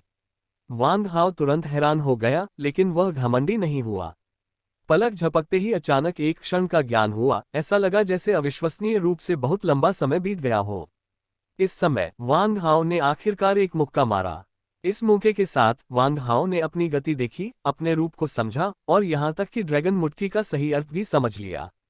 थप्पड़ थप्पड़ थप्पड़ थप्पड़ थप्पड़ थप्पड़ थप्पड़। उसने लगातार 7 घूंसे मारे। प्रत्येक घूंसा पिछले घूंसे से अधिक शक्तिशाली था। प्रत्येक घूंसा बांस के फटने के समान था। खाली घाटी में गूंज रहा था, स्पष्ट और मधुर, जिससे हृदय कांप रहा था मानो वह फटने वाला हो। वांग हाओ ने अपनी कमर मोड़ी और कूल्हे ऊपर उठाए। बाएं पैर से तेजी से एक बड़ा कदम उठाया और अचानक अपनी दाहिनी मुट्ठी से एक जोरदार मुक्का मारा। यह एक साधारण सा झपट्टा था, कुछ खास नहीं। लेकिन जब वांग हाओ की मुट्ठी हवा में फटी तो उसने 7 धमाकेदार घूंसे जड़ दिए। इससे आमतौर पर घमंडी रहने वाले सीटू हाओ का दिल भी अचानक से बैठ गया और उसकी आंखें लगभग बाहर निकल आईं। असंभव, ये घटिया इंसान ऐसा कैसे कर सकता है? एक ही बार में 7 गोलियां। सीटू हाओ का चेहरा विकृत हो गया और वह अविश्वास से वांग हाओ की साधारण सी दिखने वाली मुट्ठी को तेजी से अपनी छाती की ओर बढ़ते देख रहा था। उस पल आमतौर पर गर्वित रहने वाले सीटू हाओ को भी गहरी विस्मय और अविश्वास का एहसास हुआ। उन्हें सीटू परिवार में सबसे होनहार प्रतिभाशाली व्यक्ति के रूप में सम्मानित किया गया था, जो परिवार को उसके पूर्व गौरव को वापस लाने में सबसे अधिक सक्षम थे। लेकिन इस क्षण उन्हें अचानक अपने आप पर कुछ शर्म महसूस हुई। गौरतलब है कि सीटू हाओ, जो हमेशा से खुद को मार्शल आर्ट का महारथी मानते आए हैं, 10 साल से भी ज्यादा समय से कड़ी मेहनत से अभ्यास कर रहे हैं और परिवार की अनोखी martial art 7 kills of the fierce tiger में महारत हासिल कर चुके हैं।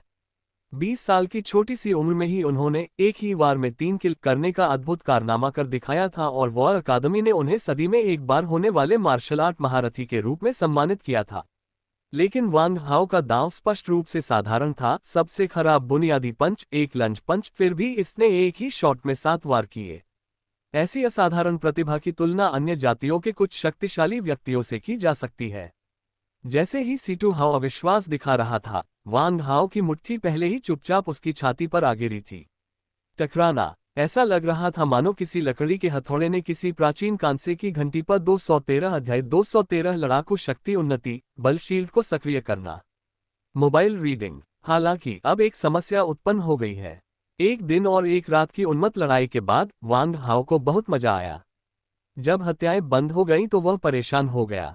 जमीन पर ढेर लगे मांस के पहाड़ों जैसे विशाल शवों को देखकर वांग हाओ को अचानक एहसास हुआ कि उनके पास उन्हें हटाने का कोई रास्ता नहीं है। यदि आप पूरे हरे ज़ैड स्पेस रिंग को खाली भी कर दें तो भी ये दो विशालकाय जानवरों की लाशों को रखने के लिए पर्याप्त नहीं होगा। लेकिन कल से अब तक पूरे 24 घंटे की लड़ाई के बाद वांग हाओ द्वारा मारे गए क्रूर जानवरों की संख्या अनगिनत है।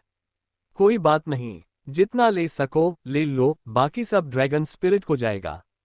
इसलिए वांग हाओ ने उन प्राचीन क्रूर जानवरों का खून इकट्ठा करने के लिए अपने स्थानिक वलय से सभी खाली टेस्ट ट्यूब और विभिन्न कंटेनरों को बाहर निकाल लिया। यहाँ वांग हाओ द्वारा मारे गए अधिकांश प्राचीन क्रूर जानवर पशु जनरल स्तर के थे, उस स्तर पर बहुत कम थे और कमांडर स्तर पर एक भी नहीं था। अपने स्थानिक वलय में जगह खाली करने के लिए वांग हाओ ने सारा भोजन और पानी फेंक दिया। वांग हाओ को अपने स्थानिक वलय को पशु जनरल स्तर के प्राचीन जानवरों के रक्त से भरने में आधा घंटा लगा और साथ ही उसने ड्रैगन स्पिरिट को भी बुलाया। जैसे ही ड्रैगन आत्मा ने इस भूमिगत स्थान में प्रवेश किया, उसने सभी प्रकार के पशु सामान्य स्तर के क्रूर जानवरों का शिकार करना शुरू कर दिया। उसने अब निचले स्तर के पशु सैनिकों की ओर देखा तक नहीं। सैकड़ों मीटर लंबा और दसियों टन वजनी एक विशालकाय मगरमच्छ लॉन्ग लिंक के दांतों के बीच की जगह भरने के लिए भी काफी नहीं था। एक ही बार में वह तेजी से सिकुड़ गया और लॉन्ग लिंक के विशाल मुंह ने बिना चबाए ही उसे पूरा निगल लिया। सिर्फ आधे घंटे में जमीन पर पड़े सभी प्राचीन खूंखार जानवरों की लाशें ड्रैगन स्पिरिट ने खा ली और ऐसा लग रहा था कि उसका पेट अभी भी भरा नहीं था। यहाँ तक कि उसने जमीन के नीचे जिंदा बचे दूसरे प्राचीन खूंखार जानवरों की तरफ भी लार टपकाना शुरू कर दिया। तो ड्रैगन आत्मा ने स्वयं ही शिकार करना शुरू कर दिया। इस समय वांग हाओ ने ड्रैगन आत्मा को नजरअंदाज कर दिया और अपने आप ही जानवर के खून को पीना और परिष्कृत करना शुरू कर दिया। सिर्फ 3 घंटे बाद वांग हाओ ने एक शीर्ष स्तर के जानवर सैनिक से 500 किलोग्राम रक्त को परिष्कृत किया था। ब्रेसलेट के अनुसार वांग हाओ की युद्ध शक्ति बढ़कर 161 हो गई है, जो पूरे 31 अंक अधिक है। सुधार की ये दर पिछले महीने वांग हाओ के कठिन प्रशिक्षण और विभिन्न जीन बढ़ाने वाली दवाओं के प्रभाव से भी अधिक मजबूत है। अगर सीमित समय न होता तो वांग हाओ इस खजाने की जमीन को छोड़ना भी नहीं चाहता। अगर वह यहाँ कुछ दिन साधना कर पाता तो वह निश्चित रूप से 200 की युद्ध शक्ति को तोड़कर 2 सितारा योद्धा के स्तर तक पहुंच सकता था। आपको ये समझना होगा कि 1 सितारा योद्धा और 2 सितारा योद्धा के बीच बहुत अंतर है। ये सिर्फ युद्ध शक्ति बढ़ाने के बारे में नहीं है। एक बार जब आपकी लड़ाकू शक्ति 200 से अधिक हो जाती है तो इसका मतलब है कि आपकी आनुवंशिक क्षमता और अधिक विकसित हो गई है, आपकी कोशिका की मात्रा बढ़ गई है, आपका डेंटियन अधिक मौलिक बल संग्रहित कर सकता है और आपके शरीर ने जीवन विकास के उच्च स्तर को प्राप्त कर लिया है।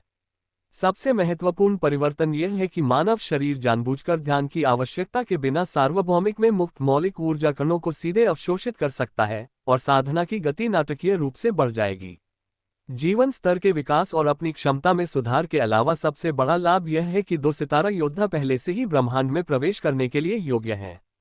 इस समय वांग हाओ की युद्ध शक्ति 161 से टूट गई और लाए गए परिवर्तनों को नग्न आंखों से पहचानना मुश्किल था, लेकिन एक स्पष्ट भावना थी कि उनके डेंटियन में मूल शक्ति पहले की तुलना में अधिक प्रचुर थी। वांग हाओ को और भी अधिक आश्चर्य इस बात से हुआ कि वह एक बल ढाल बनाने में सक्षम था। यह पता चला है कि यह बल कवच वास्तव में एक बल क्षेत्र के समान एक क्षेत्र है, जो उच्च गति से चलने वाले चुंबकीय क्षेत्र कणों की नकल करने वाले आदिम ऊर्जा कणों द्वारा निर्मित एक पारदर्शी कवच है। वांग हाओ अब अपनी फोर्स शील्ड का पूरा इस्तेमाल कर रहे हैं, इसलिए उनकी रक्षात्मक शक्ति पहले की तुलना में 5 गुना बढ़ गई है। अगर उनका शरीर बिना चोट के 20,000 जिन सहन कर सकता है तो 30,000 जिन सहन करना उनकी सीमा होगी और 50,000 जिन सहन करने पर गंभीर चोट लग सकती है।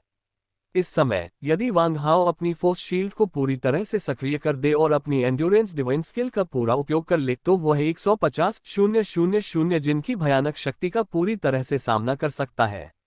ऐसी रक्षात्मक शक्ति एक शीर्ष स्तर के पशु जनरल या यहाँ तक कि एक निम्न स्तर के कमांडर स्तर के पशु मानव के बराबर है। यहाँ तक कि एक 4 सितारा मानव योद्धा के पास भी इतनी मजबूत रक्षा नहीं होगी। इस समय यदि आप समय की गणना करें तो वांग हाओ चयन प्रतियोगिता के शुरू होने के बाद से 2 दिन पहले ही अनुपस्थित रह चुके हैं तथा अब 1 दिन से भी कम समय बचा है। मुझे अंकों के आदान प्रदान के लिए भूमिगत आपूर्ति बेस पर वापस जाना होगा, अन्यथा 20 घंटे बाद भी मेरे अंक शून्य रहेंगे और मुझे रैंकिंग से हटा दिया जाएगा। इसके तुरंत बाद वांग हाओ ने ड्रैगन आत्मा को अपनी चेतना के समुद्र में बुलाया और जिस मार्ग से वह आया था उसी मार्ग से जमीन पर वापस लौटना शुरू कर दिया। पृथ्वी पर वापस आने में उसे 5 घंटे और लगे। इन भूमिगत गुफाओं में नीचे जाना तो आसान है लेकिन ऊपर आना मुश्किल। अगर वांग हाओ के पास नक्शा न होता तो वो इस भूमिगत भूलभुलैया जैसी गुफा में हमेशा के लिए खो जाता। चयन प्रतियोगिता के अंत तक केवल 12 घंटे शेष हैं। चयन प्रतियोगिता दूसरे चतुर्थांश क्षेत्र 3 अंटार्कटिक पठार और गोबी रेगिस्तान में स्थित है। जब वांग हाओ तेजी से नंबर 6 भूमिगत आपूर्ति बेस की ओर बढ़ रहे थे तो उन्हें पहाड़ी सड़क से गुजरते समय किसी ने रोक लिया। वह आदमी एक 8 मीटर लंबा गठीला शरीर वाला था। उसके होंठ पर मून के दाने जितना एक काला तिल था जिस पर 3 काले बाल उगे हुए थे और उसके हाथ में एक अतिरंजित घुड़सवार तलवार थी। उसने हाथ बढ़ाकर वांग हाओ को रोक लिया। लड़के, अगर तुम जाना चाहते हो तो अपना सारा कीमती सामान पीछे छोड़ दो, वरना मुझे निर्दयी होने का दोष मत दो। तो तुम मुझे लूटने वाले हो, वांग हाओ ने व्यंग्य किया। दुनिया में हर तरह के लोग होते हैं। कोई आश्चर्य नहीं कि रास्ते में इतना सुनसान था। पता चला कि इस मोटे आदमी ने सबको भगा दिया। बकवास। मैं च्वांग ये असाधारण रूप से प्रतिभाशाली हूँ। मेरा गुण हत्या करने वाला कृपाण अजेय है। अगर तुम डरे हुए हो तो बेहतर होगा कि तुम अपना सारा कीमती सामान सौंप दो और चयन प्रतियोगिता से हट जाओ, वरना मुझे निर्दयी होने का दोष मत दो। मोटा आदमी खुद को मास्टर च्वांग कहता था और कहता रहता था कि वह बहुत प्रतिभाशाली है। ये बड़ा चाकू 1 हाथ जितना चौड़ा और 1-2 मीटर लंबा था और इसका हैंडल 50 सेंटीमीटर लंबा था। चाकू की कुल लंबाई लगभग उसकी ऊंचाई जितनी थी और इसका वजन 150 किलोग्राम से कम नहीं होगा। यदि कोई सामान्य हाई स्कूल का छात्र ऐसा भयावह हथियार देख ले तो वह निश्चित रूप से पीला पड़ जाएगा, कांपने लगेगा तथा अपने मूत्राशय पर नियंत्रण खो देगा। लेकिन वांग हाओ पूरी तरह से तिरस्कारपूर्ण लग रहे थे। क्या तुम्हें नियमों का डर नहीं है? वांग हाओ ने ठंडे स्वर में पूछा। हम नियम सिर्फ हत्या पर रोक लगाते हैं, डकैती पर नहीं। क्या बकवास है? बस कह दो, मुझे दो या नहीं दो। मैं 3 तक गिनूंगा और अगर तुमने मुझे नहीं दिया तो मेरे पास इसे लूटने के अलावा कोई चारा नहीं होगा। वांग हाओ जोर से हंसा। हाँ, अगर हिम्मत है तो आओ और इसे छीन लो। तुम तर्क नहीं सुनोगे, इसलिए तुम्हें परिणाम भुगतने होंगे। मैं पहले तुम्हारे दोनों कुत्ते के पैर काट दूंगा, फिर देखूंगा कि तुम तब भी हंसते हो या नहीं। बोलते समय वह बवंडर की तरह आगे बढ़ा, अपनी तलवार उठाकर वांग हाओ पर वार करने लगा। वांग हाओ अवाक रह गया। उसने पहली बार किसी को ऐसे ठंडे हथियार का इस्तेमाल करते देखा था। अब जब हम अंतरतारकीय युग में थे तो वे हथियार जो सिर्फ प्राचीन घुड़सवार सेना के पास थे अब पुराने पड़ चुके थे। उस समय वांग हाओ ने शांतिपूर्वक और चुपचाप अपनी स्थानिक अंगूठी से एक थर्मल पिस्तौल निकाली। एक फुसफुसाहट के साथ ट्रिगर खींचा गया और प्रकाश की 2 झुलसाने वाली किरणें सीधे उस मोटे आदमी के बाएं और दाएं कंधों की ओर निकली जिसके शरीर पर तिल था। हालांकि वांग हाओ को यह देखकर थोड़ा आश्चर्य हुआ कि मोटे आदमी ने चकमा देने का कोई इरादा नहीं दिखाया। 214 अध्याय 214 डकैती और प्रति डकैती। Mobile reading. क्या वे अपने शरीर के साथ इसका सामना करने जा रहे हैं? लेकिन मोटे आदमी को अंदाजा था कि वांग हाओ गोली चलाएगा, लेकिन उसने परवाह नहीं की, न ही चकमा दिया और न ही बचाव के लिए चाकू घुमाया। इसके बजाय उसने सीधे वांग हाओ पर वार कर दिया। क्या वह मुझे मारने के लिए चोट का जोखिम उठाने जा रहा है? वांग हाओ कुछ आश्चर्यचकित था और साथ ही उसने बचने के लिए तैयारी भी की और जल्दी से अपने तैराकी फुटवर्क को सक्रिय कर दिया। अगले ही पल जब ऊष्मा ऊर्जा की 2 किरणें दोनों कंधों पर तिल वाले मोटे आदमी पर पड़ी तो वांग हाओ लगभग स्तब्ध रह गया। ऊष्मा ऊर्जा की 2 किरणें मोटे आदमी के काले कपड़ों को छूने ही वाली थीं कि वे वापस लौट आईं, मानो प्रकाश की किरणें दर्पण से परावर्तित हो रही हों। मोटा आदमी पूरी तरह सुरक्षित था। इस समय तिल वाला मोटा आदमी अपने बड़े चाकू के साथ वांग हाओ के सिर से 1 मीटर से भी कम दूरी पर था। छिपाना। बहुत देर हो चुकी है। चकमा देने के बजाय वांग हाओ आगे बढ़ा। उसने जल्दी से अपने हाथ बढ़ाए और अपनी नंगी हथेलियों का उपयोग करके तलवार की धार को रोक दिया। अगले ही पल सल्फ्यूरिक एसिड। वांग हाओ के दोनों हाथ लोहे की क्लैंप की तरह थे जो 180 पाउंड के ब्लेड को कसकर पकड़े हुए थे। वांग हाओ ने घोड़े को मारने वाली तलवार को दोनों हाथों से कसकर पकड़ लिया, जिससे उसका हिलना असंभव हो गया। दोबारा देखने पर वांग हाओ की अभिव्यक्ति सामान्य थी, उसका चेहरा लाल नहीं था और उसका दिल तेजी से नहीं धड़क रहा था। दूसरी ओर तिल वाले मोटे आदमी के चेहरे पर अचानक भाव बदल गए और उसे ठंडा पसीना आ गया। झटके के जोरदार प्रहार से उसके हाथ के बाघ के मुंह पर एक घाव हो गया और खून ने तुरंत उसके चाकू की मूठ को लाल कर दिया। तिल जैसी पुतलियों वाला मोटा आदमी थोड़ा कांप उठा, उसके माथे पर ठंडा पसीना बहने लगा और उसे लगा जैसे उसने अपने गले में कोई मक्खी निगल ली हो। अभी अभी तो उसने सोचा था कि वह दुबला पतला साधारण सा दिखने वाला आदमी उसका मुकाबला नहीं कर सकता, लेकिन अब उसे एहसास हुआ कि वह कितना मूर्ख था। तुम कौन हो? तुम अपने नंगे हाथों से मेरी तलवार को कैसे रोक सकते हो? मेरे वार में कम से कम 10,000 जिन का बल था, यहाँ तक कि एक बाघ भी 2 टुकड़ों में फट जाता। वांग हाओ ने ठंडे स्वर में 2 शब्द कहे, मूर्ख। तुरंत ही उसने दोनों हाथों से बहुत जोर लगाया और जोर से खींचकर उस मोटे आदमी से घोड़े को मारने वाली तलवार छीन ली। तिल वाले मोटे आदमी की बाहों में सुन्नपन महसूस हुआ जब उसकी तलवार उसके हाथ से छीन ली गई। वह बस बेबस होकर देखता रह गया, उसे वापस लेने की जरा भी हिम्मत नहीं बची थी। वांग हाओ ने कृपान छीनते ही उसे एक हाथ से पकड़ लिया, उसे अपनी हथेली में लेकर तौलने के लिए घुमाया और उसे लगा कि कुछ गड़बड़ है। फिर उसने अपनी उंगली से तलवार को झटका और एक खोखली आवाज निकली। जैसा कि अपेक्षित था, इस लंबाई और आकार की टाइटेनियम मिश्र धातु की तलवार का वजन कम से कम 3 या 400 पाउंड होना चाहिए, लेकिन इस तलवार का वजन केवल 180 पाउंड है, यानी आधा। पता चला कि इसका ब्लेड खोखला है। वांग हाओ ने हल्के से नाक भान सिकोड़ी, यह महसूस करते हुए कि यह सिर्फ एक दिखावा था। वांग हाओ की बातें सुनकर दूसरे पक्ष को कुछ अटपटा लगा, लेकिन जब उसने देखा कि वांग हाओ एक हाथ से अपनी तलवार ऐसे घुमा रहा है मानो वह लकड़ी का खिलौना हो, तो उसने तुरंत अपना मुंह मुट्ठी भर खोल दिया। ये कैसे संभव है? 180 पाउंड की तलवार और यह बच्चा उसे एक हाथ से टूथपिक की तरह संभाल सकता है। क्या मैं कुछ गड़बड़ देख रहा हूं? तिल वाले मोटे आदमी ने अपनी आंखें मली, उसे अभी भी अपने सामने की सच्चाई को स्वीकार करने में मुश्किल हो रही थी। आपको पता होना चाहिए कि वह एक हाथ से 2000 जिन का बल लगा सकता है, लेकिन वह इस 180 जिन की बड़ी तलवार को दोनों हाथों से मुश्किल से ही चला सकता है, जबकि उसके सामने वाला बच्चा एक हाथ से तलवार को ऐसे चला सकता है जैसे कि वह कोई टूथपिक हो। क्या वह बच्चा किसी प्रभावशाली परिवार से हो सकता है? अरे, वह तो मूर्ख बनने में माहिर है। उसने सड़क पर बिकने वाले सस्ते कपड़े पहने हैं और वह एक महंगे लड़ाकू सूट भी नहीं खरीद सकता। तिल वाला मोटा आदमी मन ही मन बुदबुदाया। हालांकि वांग हाओ की नकली तलवार में रुचि खत्म हो गई और उसने उसे ऐसे फेंक दिया जैसे वह कोई कचरा हो। तुरंत एक झटके से तलवार 10 मीटर से अधिक दूर जा गिरी और एक धमाके के साथ पूरा एक 5 मीटर लंबा ब्लेड जमीन में धंस गया, केवल मूठ ही बाहर निकली हुई थी। ओह! तिल वाले मोटे आदमी ने जोर से निगल लिया, दोनों हाथों को मुंह में ठूंस लिया और उसकी आंखें लगभग बाहर निकल आईं। वांग हाओ घोड़े को मारने वाली तलवार से खेलते खेलते थक गया था, उसके होठों पर हल्की सी मुस्कान थी क्योंकि अचानक उससे प्रेरणा मिली।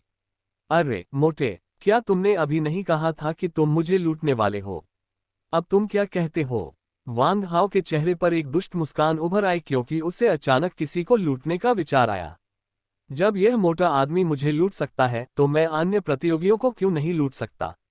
खैर, चयन प्रतियोगिता खत्म होने में अभी भी काफी समय है और यह नंबर 6 भूमिगत आपूर्ति अड्डे से सिर्फ आधे घंटे की दूरी पर है, तो क्यों न इस समय का फायदा उठाकर हम द्वारपाल बन जाएं और उन लोगों को लूट लें जो हमें पसंद नहीं है।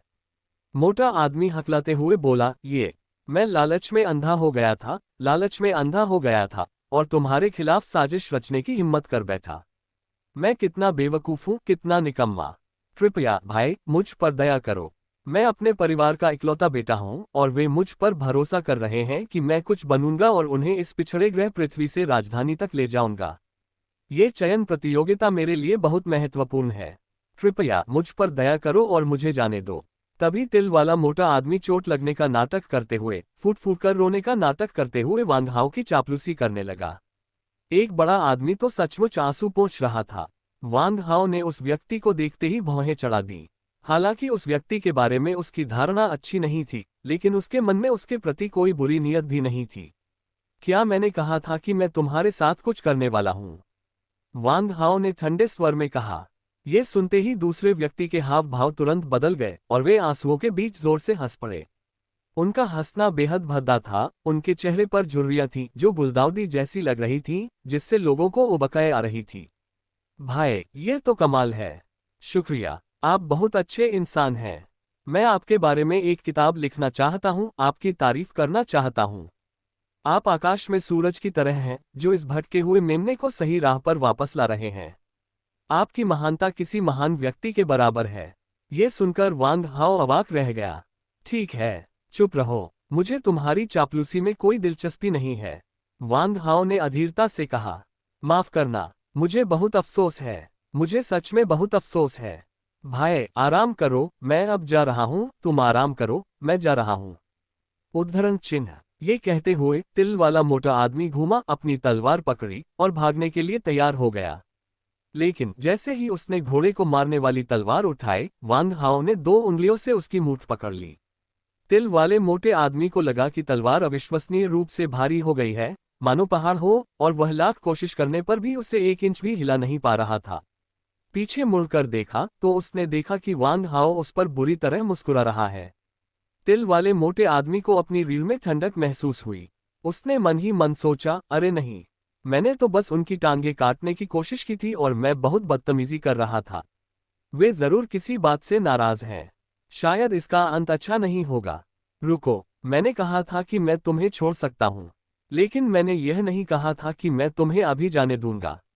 अचानक तिल वाले मोटे आदमी को बहुत बुरा लगा, मानो पूरी दुनिया अचानक अंधकार में हो गई हो।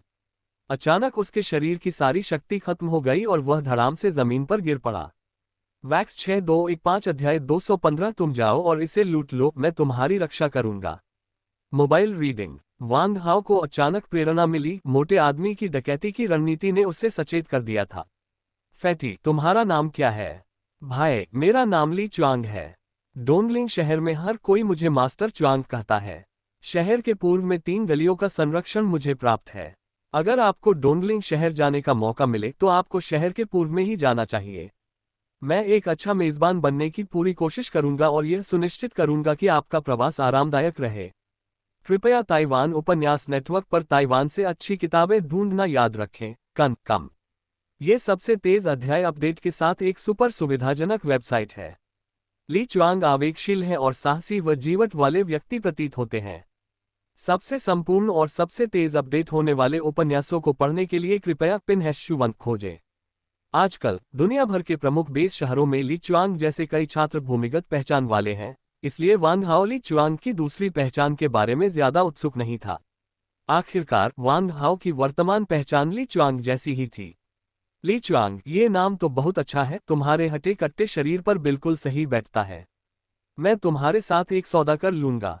मैं तुम्हें जाने दे सकता हूं और तुम यहां पॉइंट्स लूटना जारी रख सकते हो, लेकिन एक शर्त पर, तुम्हें लूटे गए पॉइंट्स का 90% मुझे देना होगा। जो भी अच्छा सामान मिलेगा उसका एक छोटा सा हिस्सा मैं ले लूंगा, बाकी तुम्हारा। बदले में मैं तुम्हारा समर्थक बन सकता हूं। अगर कोई ऐसा दबंग आदमी हो जिससे तुम निपट नहीं सकते तो उसे मेरे पास छोड़ देना। वांग हाओ ने सहजता से बात की, जैसे कि वह ये बात यूं ही कह रहे हो, लेकिन उन्होंने आत्मविश्वास और गहन ज्ञान का आभास दिया। तुरंत ही फैटिली चुआंग ठिठक गया, हकलाने लगा और निगलने में कठिनाई होने लगी। ये तो पागलपन है। उसे जितने अंक मिलते हैं उसका 90% उसे मिलता है, जबकि उसकी मेहनत का सिर्फ 10% ही उसे मिलता है, और उसे सबसे अच्छी चीजें पहले चुनने का मौका मिलता है। ये तो बहुत ही ज्यादा है। ली चुआंग को अचानक ऐसा लगा जैसे वह किसी ब्लैक होल में नहीं बल्कि नरक में गिर गया हो। मेरे सामने जो सुंदर दयालु दिखने वाला युवक है वह उतना दयालु नहीं है जितना वह दिखता है। ये तरीका, ये षड्यंत्र, ये निर्दयता सबसे गहरे नरक में मौजूद राक्षसों से 100 गुना अधिक भयानक है, जो लोगों की हड्डियां बाहर थूके बिना ही उन्हें खा जाते हैं। ली चुआंग बहुत असंतुष्ट था, लेकिन इस समय उसके लिए अविश्वास से क्या लाभ। लड़ो, हम जीत नहीं सकते। यहाँ जमीन समतल है, हम कहाँ भागें। दुख की बात यह थी कि उसे पता चला कि वह, जो आमतौर पर इतना रौबदार और दबंग था, अपने मातहतों के एक बड़े समूह को चाय, पानी, सिगरेट देने और एक ही आवाज में झुकने और खुरचने से अपने पैरों की मालिश करने का आदेश दे सकता था, अब पूरी तरह से पराजित हो चुका था। जो लोग समय को समझते हैं वे बुद्धिमान हैं। एक असली आदमी खींच सकता है और झुक सकता है। हम उन्हें हरा नहीं सकते। हमें बस सहना होगा। ये सिर्फ 90% है। मैं तुम्हें दे दूंगा। उस समय ली चुआंग ने एक चापलूसी भरी मुस्कान के साथ उनका अभिवादन किया। भाई, आपका वचन ही कानून है और मैं बिना किसी सवाल के आपके नेतृत्व का पालन करूंगा। लेकिन क्या मैं आपका सम्माननीय नाम पूछ सकता हूँ? मैं भविष्य में आपको अपना सम्मान देना चाहूंगा। ली चुआंग ने वांग हाओ की उसके सामने तो प्रशंसा की, लेकिन मन ही मन उसके प्रति द्वेष भी रखा। जब तक मैं तुम्हारा नाम जानता हूँ, हे, मेरे पास बदला लेने के लाखों तरीके हैं। ली चुआंग पहले से ही कल्पना कर रहा था और उसने अपनी योजनाएं बना ली थीं। जब वांग हाओ ने दूसरे आदमी की आंखें इधर उधर घूमती देखी और उसकी असभ्य अभिव्यक्ति देखी, तो उसने तुरंत अनुमान लगा लिया कि मोटा आदमी क्या योजना बना रहा है। हालांकि वांग हाओ ने इसे दिल पर नहीं लिया, क्योंकि वह भूमिगत ताकतों द्वारा इस्तेमाल किए जाने वाले तथाकथित अंधेरे तरीकों से अनभिज्ञ थे। हालांकि उसे डिकेंस और उसके आदमियों पर पूरा भरोसा था और अब डिकेंस की वफादारी की परीक्षा लेने का समय आ गया था। उसने अपने लिए कुछ बाधाएं खड़ी की ताकि यह परख सके कि डिकेंस और उसके अधीनस्थ सचमुच उसके प्रति वफादार हैं या नहीं। वांग हाओ ने भ्रमित होने का नाटक किया और सहजता से कहा, मेरा नाम वांग हाओ है। मैं जियांगन नंबर 3 मिडिल स्कूल का एक वरिष्ठ हाई स्कूल का छात्र हूँ। ये सुनकर ली चुआंग बहुत खुश हुआ और मन ही मन सोचने लगा, वह छात्र अभी भी बहुत नया है। मैंने एक छोटी सी तरकीब से आसानी से तुम्हारे गृहनगर का पता और नाम जान लिया है। इस चयन प्रतियोगिता के बाद मैं बदला लेने के लिए तुरंत अपने कुछ आदमियों को लेकर तुम्हारे गृहनगर जाऊंगा।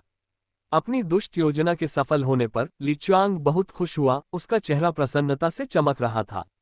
दोनों के ही छिपे हुए उद्देश्य थे। वांग हाओ के निर्देशों का तुरंत पालन करते हुए ली चुआंग ने राजमार्ग डाकू के रूप में अपने कर्तव्यों को फिर से शुरू कर दिया।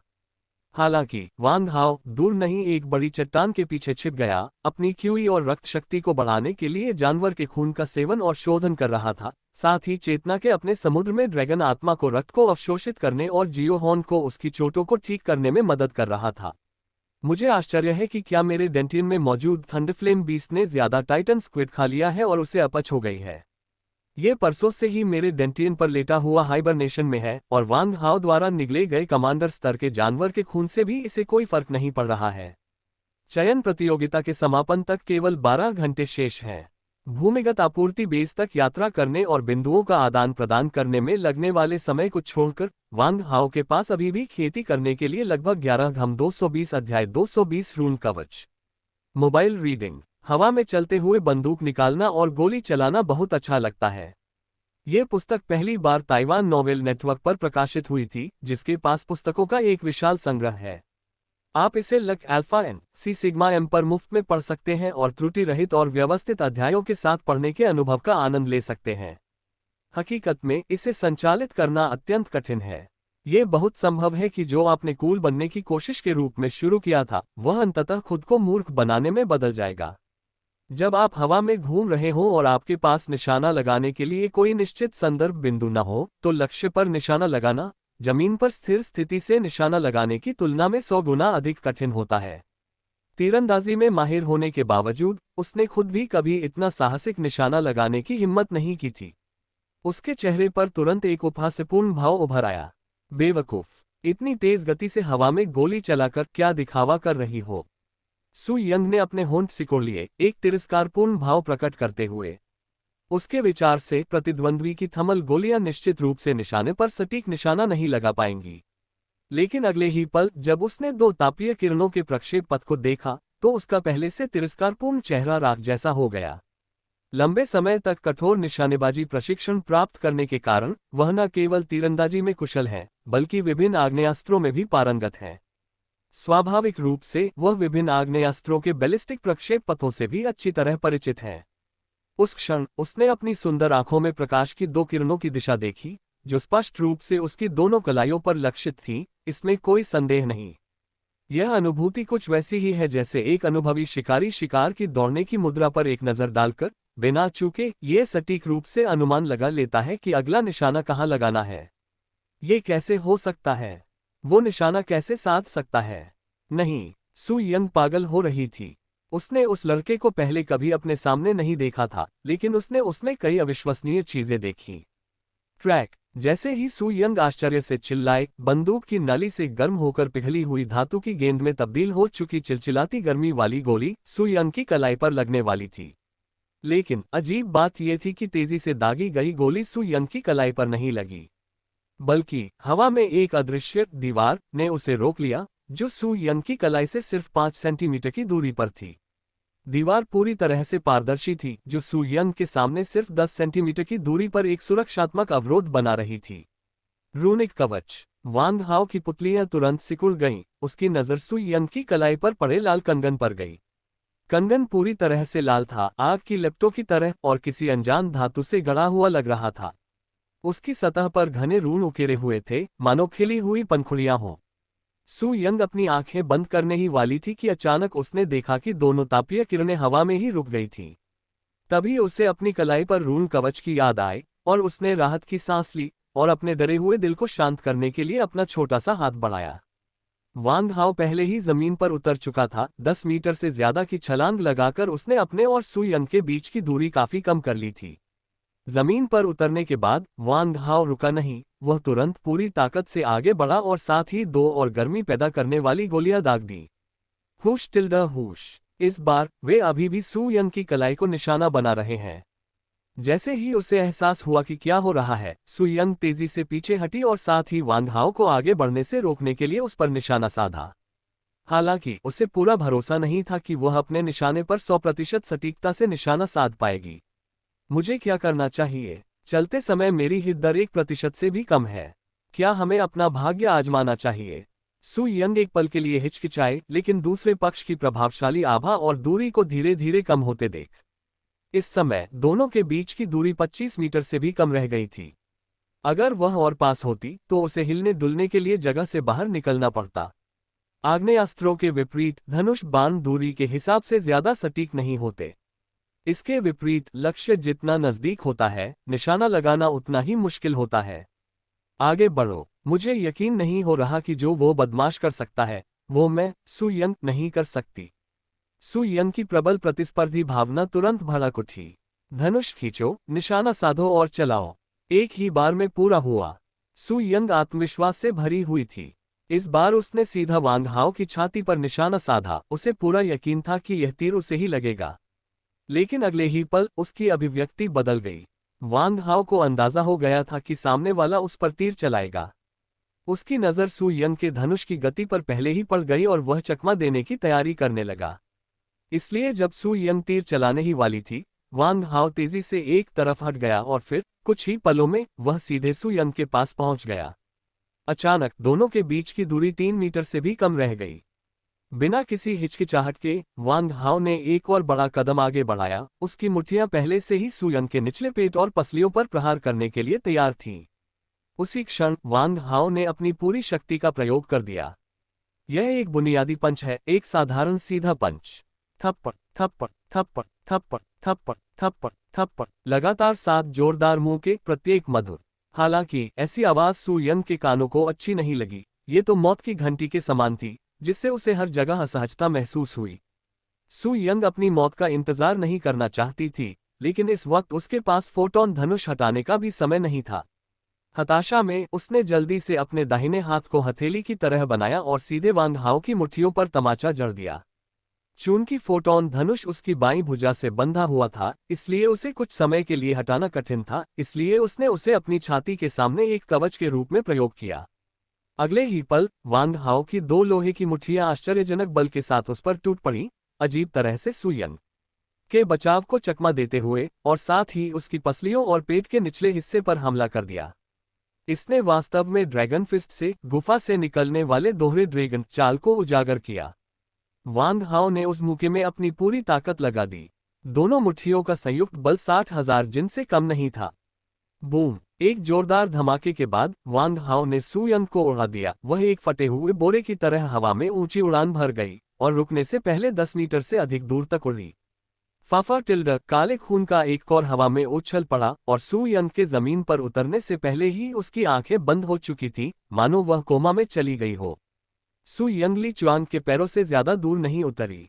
उसने देखा कि इस नाजुक हसीना को वांग हाओ ने एक ही मुक्के से, नहीं, 2 मुक्कों से बेहोश कर दिया है।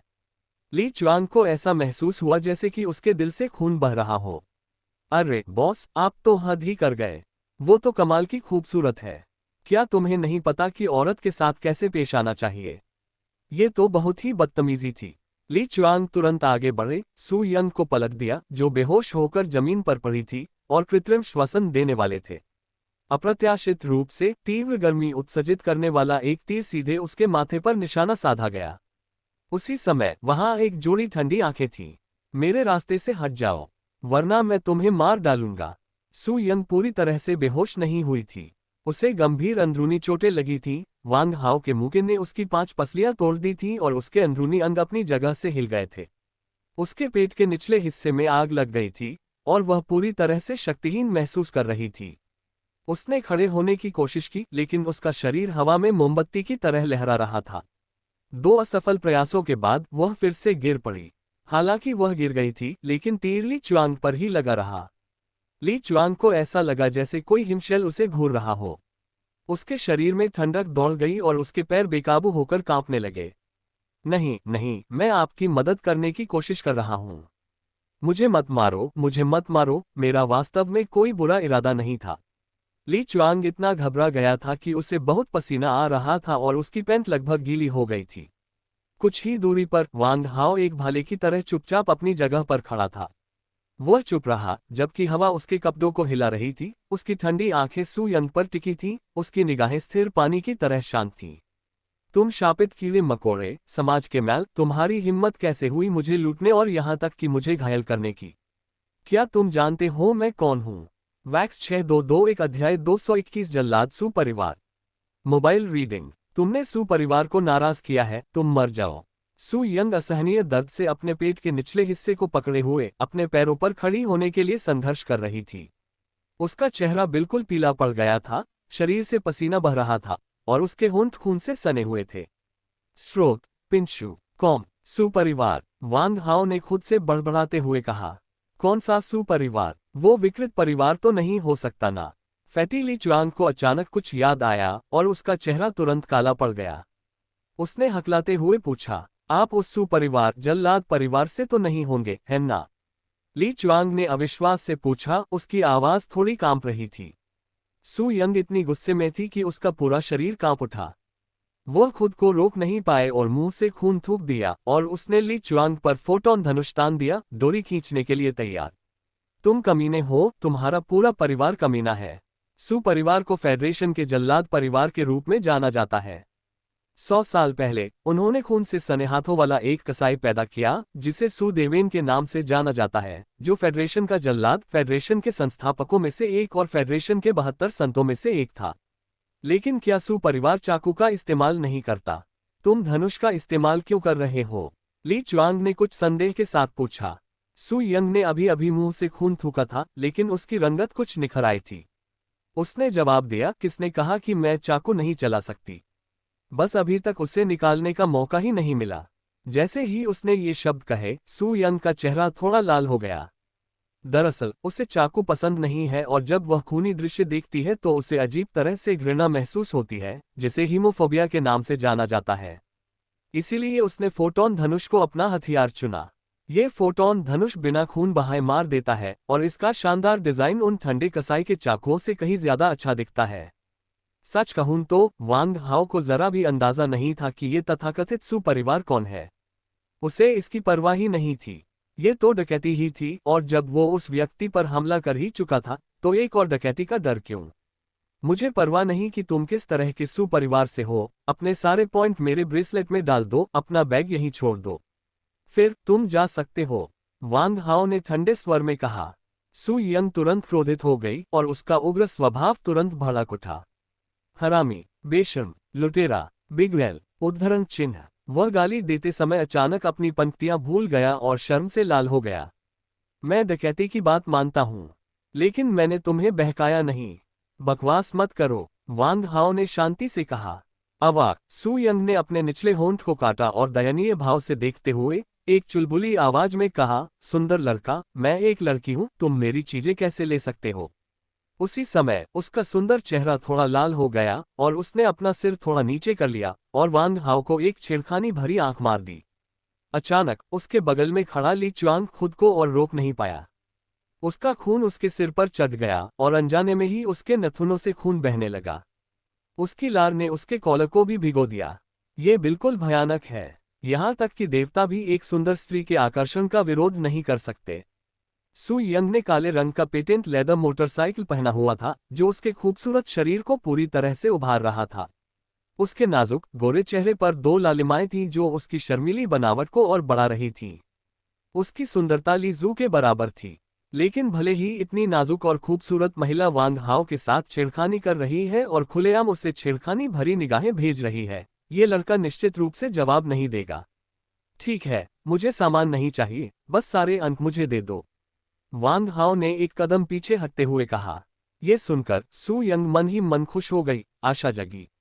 अचानक उसकी दो गहरी आंखें इधर उधर घूम गईं और उसने एक छोटी सी चाल चलनी शुरू कर दी। उसने जानबूझकर अपना सिर और भी नीचे झुका लिया और असहज होने का नाटक करते हुए अपनी जैकेट की जिप और भी नीचे कर ली। अचानक बसंत की एक झलक दिखाई दी, उसके भरे हुए स्तन लगभग फटने ही वाले थे। सुंदर लड़के, क्या तुम मेरे पॉइंट्स ट्रांसफर नहीं कर सकते? वो पॉइंट्स मैंने कितनी मेहनत से कमाए थे। प्लीज मुझे जाने दो, मैं वादा करता हूं कि वापस आने पर मैं तुम्हें ठीक से पैसे चुका दूंगा। सु यंग ने यह बात जोर से कही, लेकिन अपने मन में वह चुपचाप कोस रही थी। पफ्फर टिल्डा मोटे आदमी की आंखें लगभग खुली हुई थीं और वह अपने मुंह में लार थूकने से खुद को नहीं रोक सका। वह बहुत ही अश्लील लग रहा था। वांग हाओ तुरंत शर्मिंदा हो गया। वांग हाओ, जो अभी भी एक भोला भाला युवक था, के लिए ऐसा कदम सरासर प्रलोभन था। हालांकि वांग हाओ ने जल्दी से अपना संयम वापस पा लिया और ठंडे स्वर में कहा, बातचीत की कोई गुंजाइश नहीं है। बस अब मुझे अंक हस्तांतरित कर दो, अपना समय बर्बाद मत करो।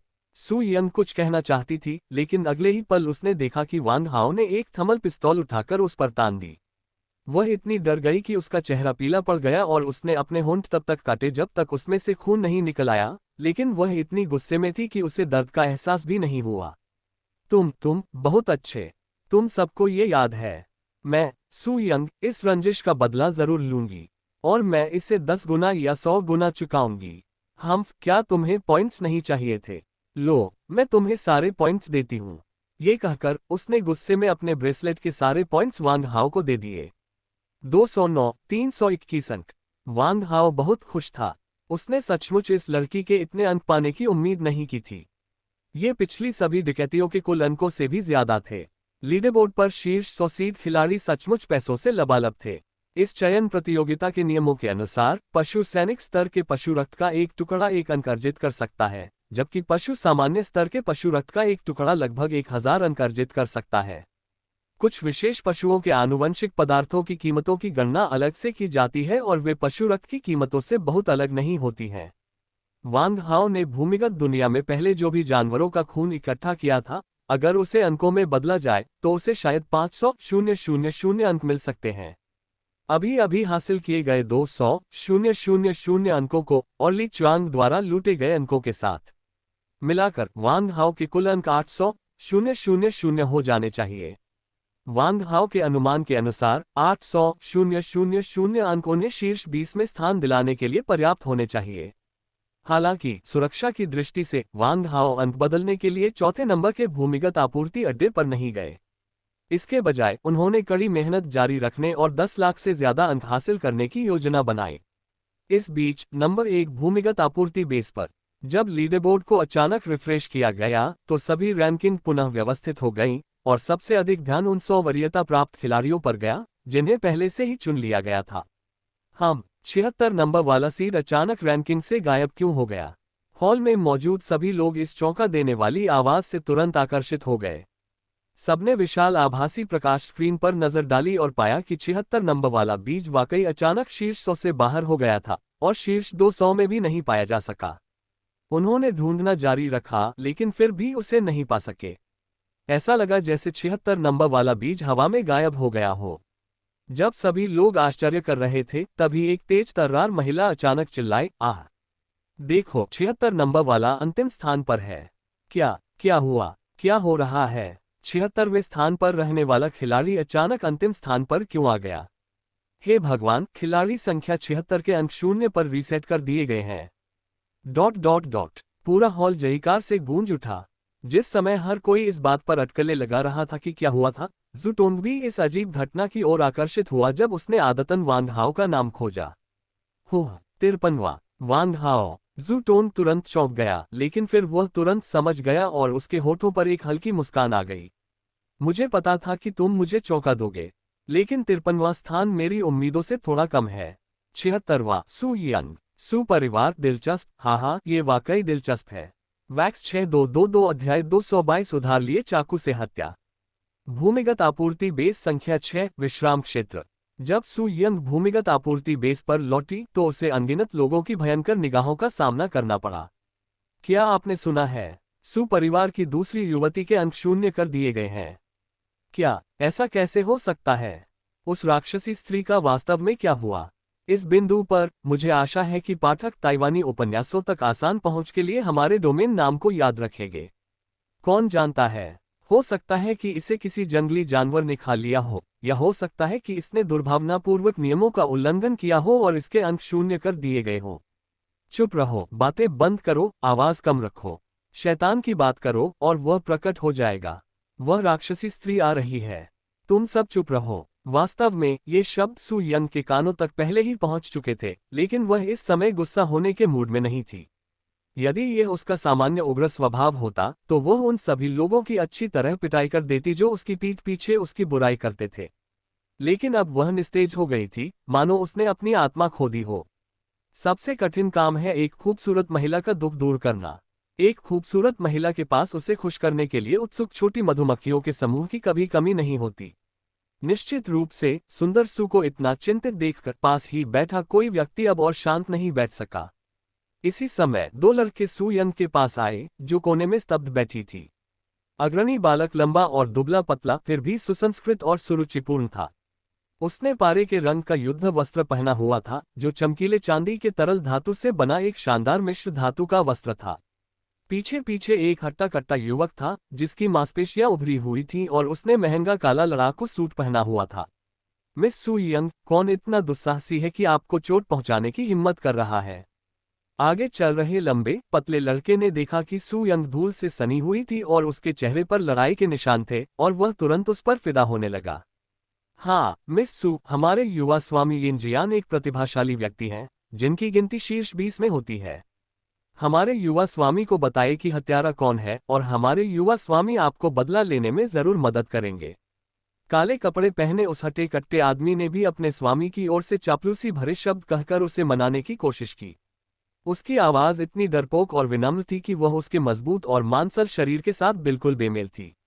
सू यंग को सबसे ज्यादा उन प्लेबॉय से चिढ़ होती थी जो दिन भर कुछ नहीं करते थे और तरह तरह की महिलाओं के साथ छेड़खानी करते थे। वह ऐसे लोगों को बर्दाश्त नहीं कर सकती थी। हालांकि अचानक उसे एक शानदार विचार आया।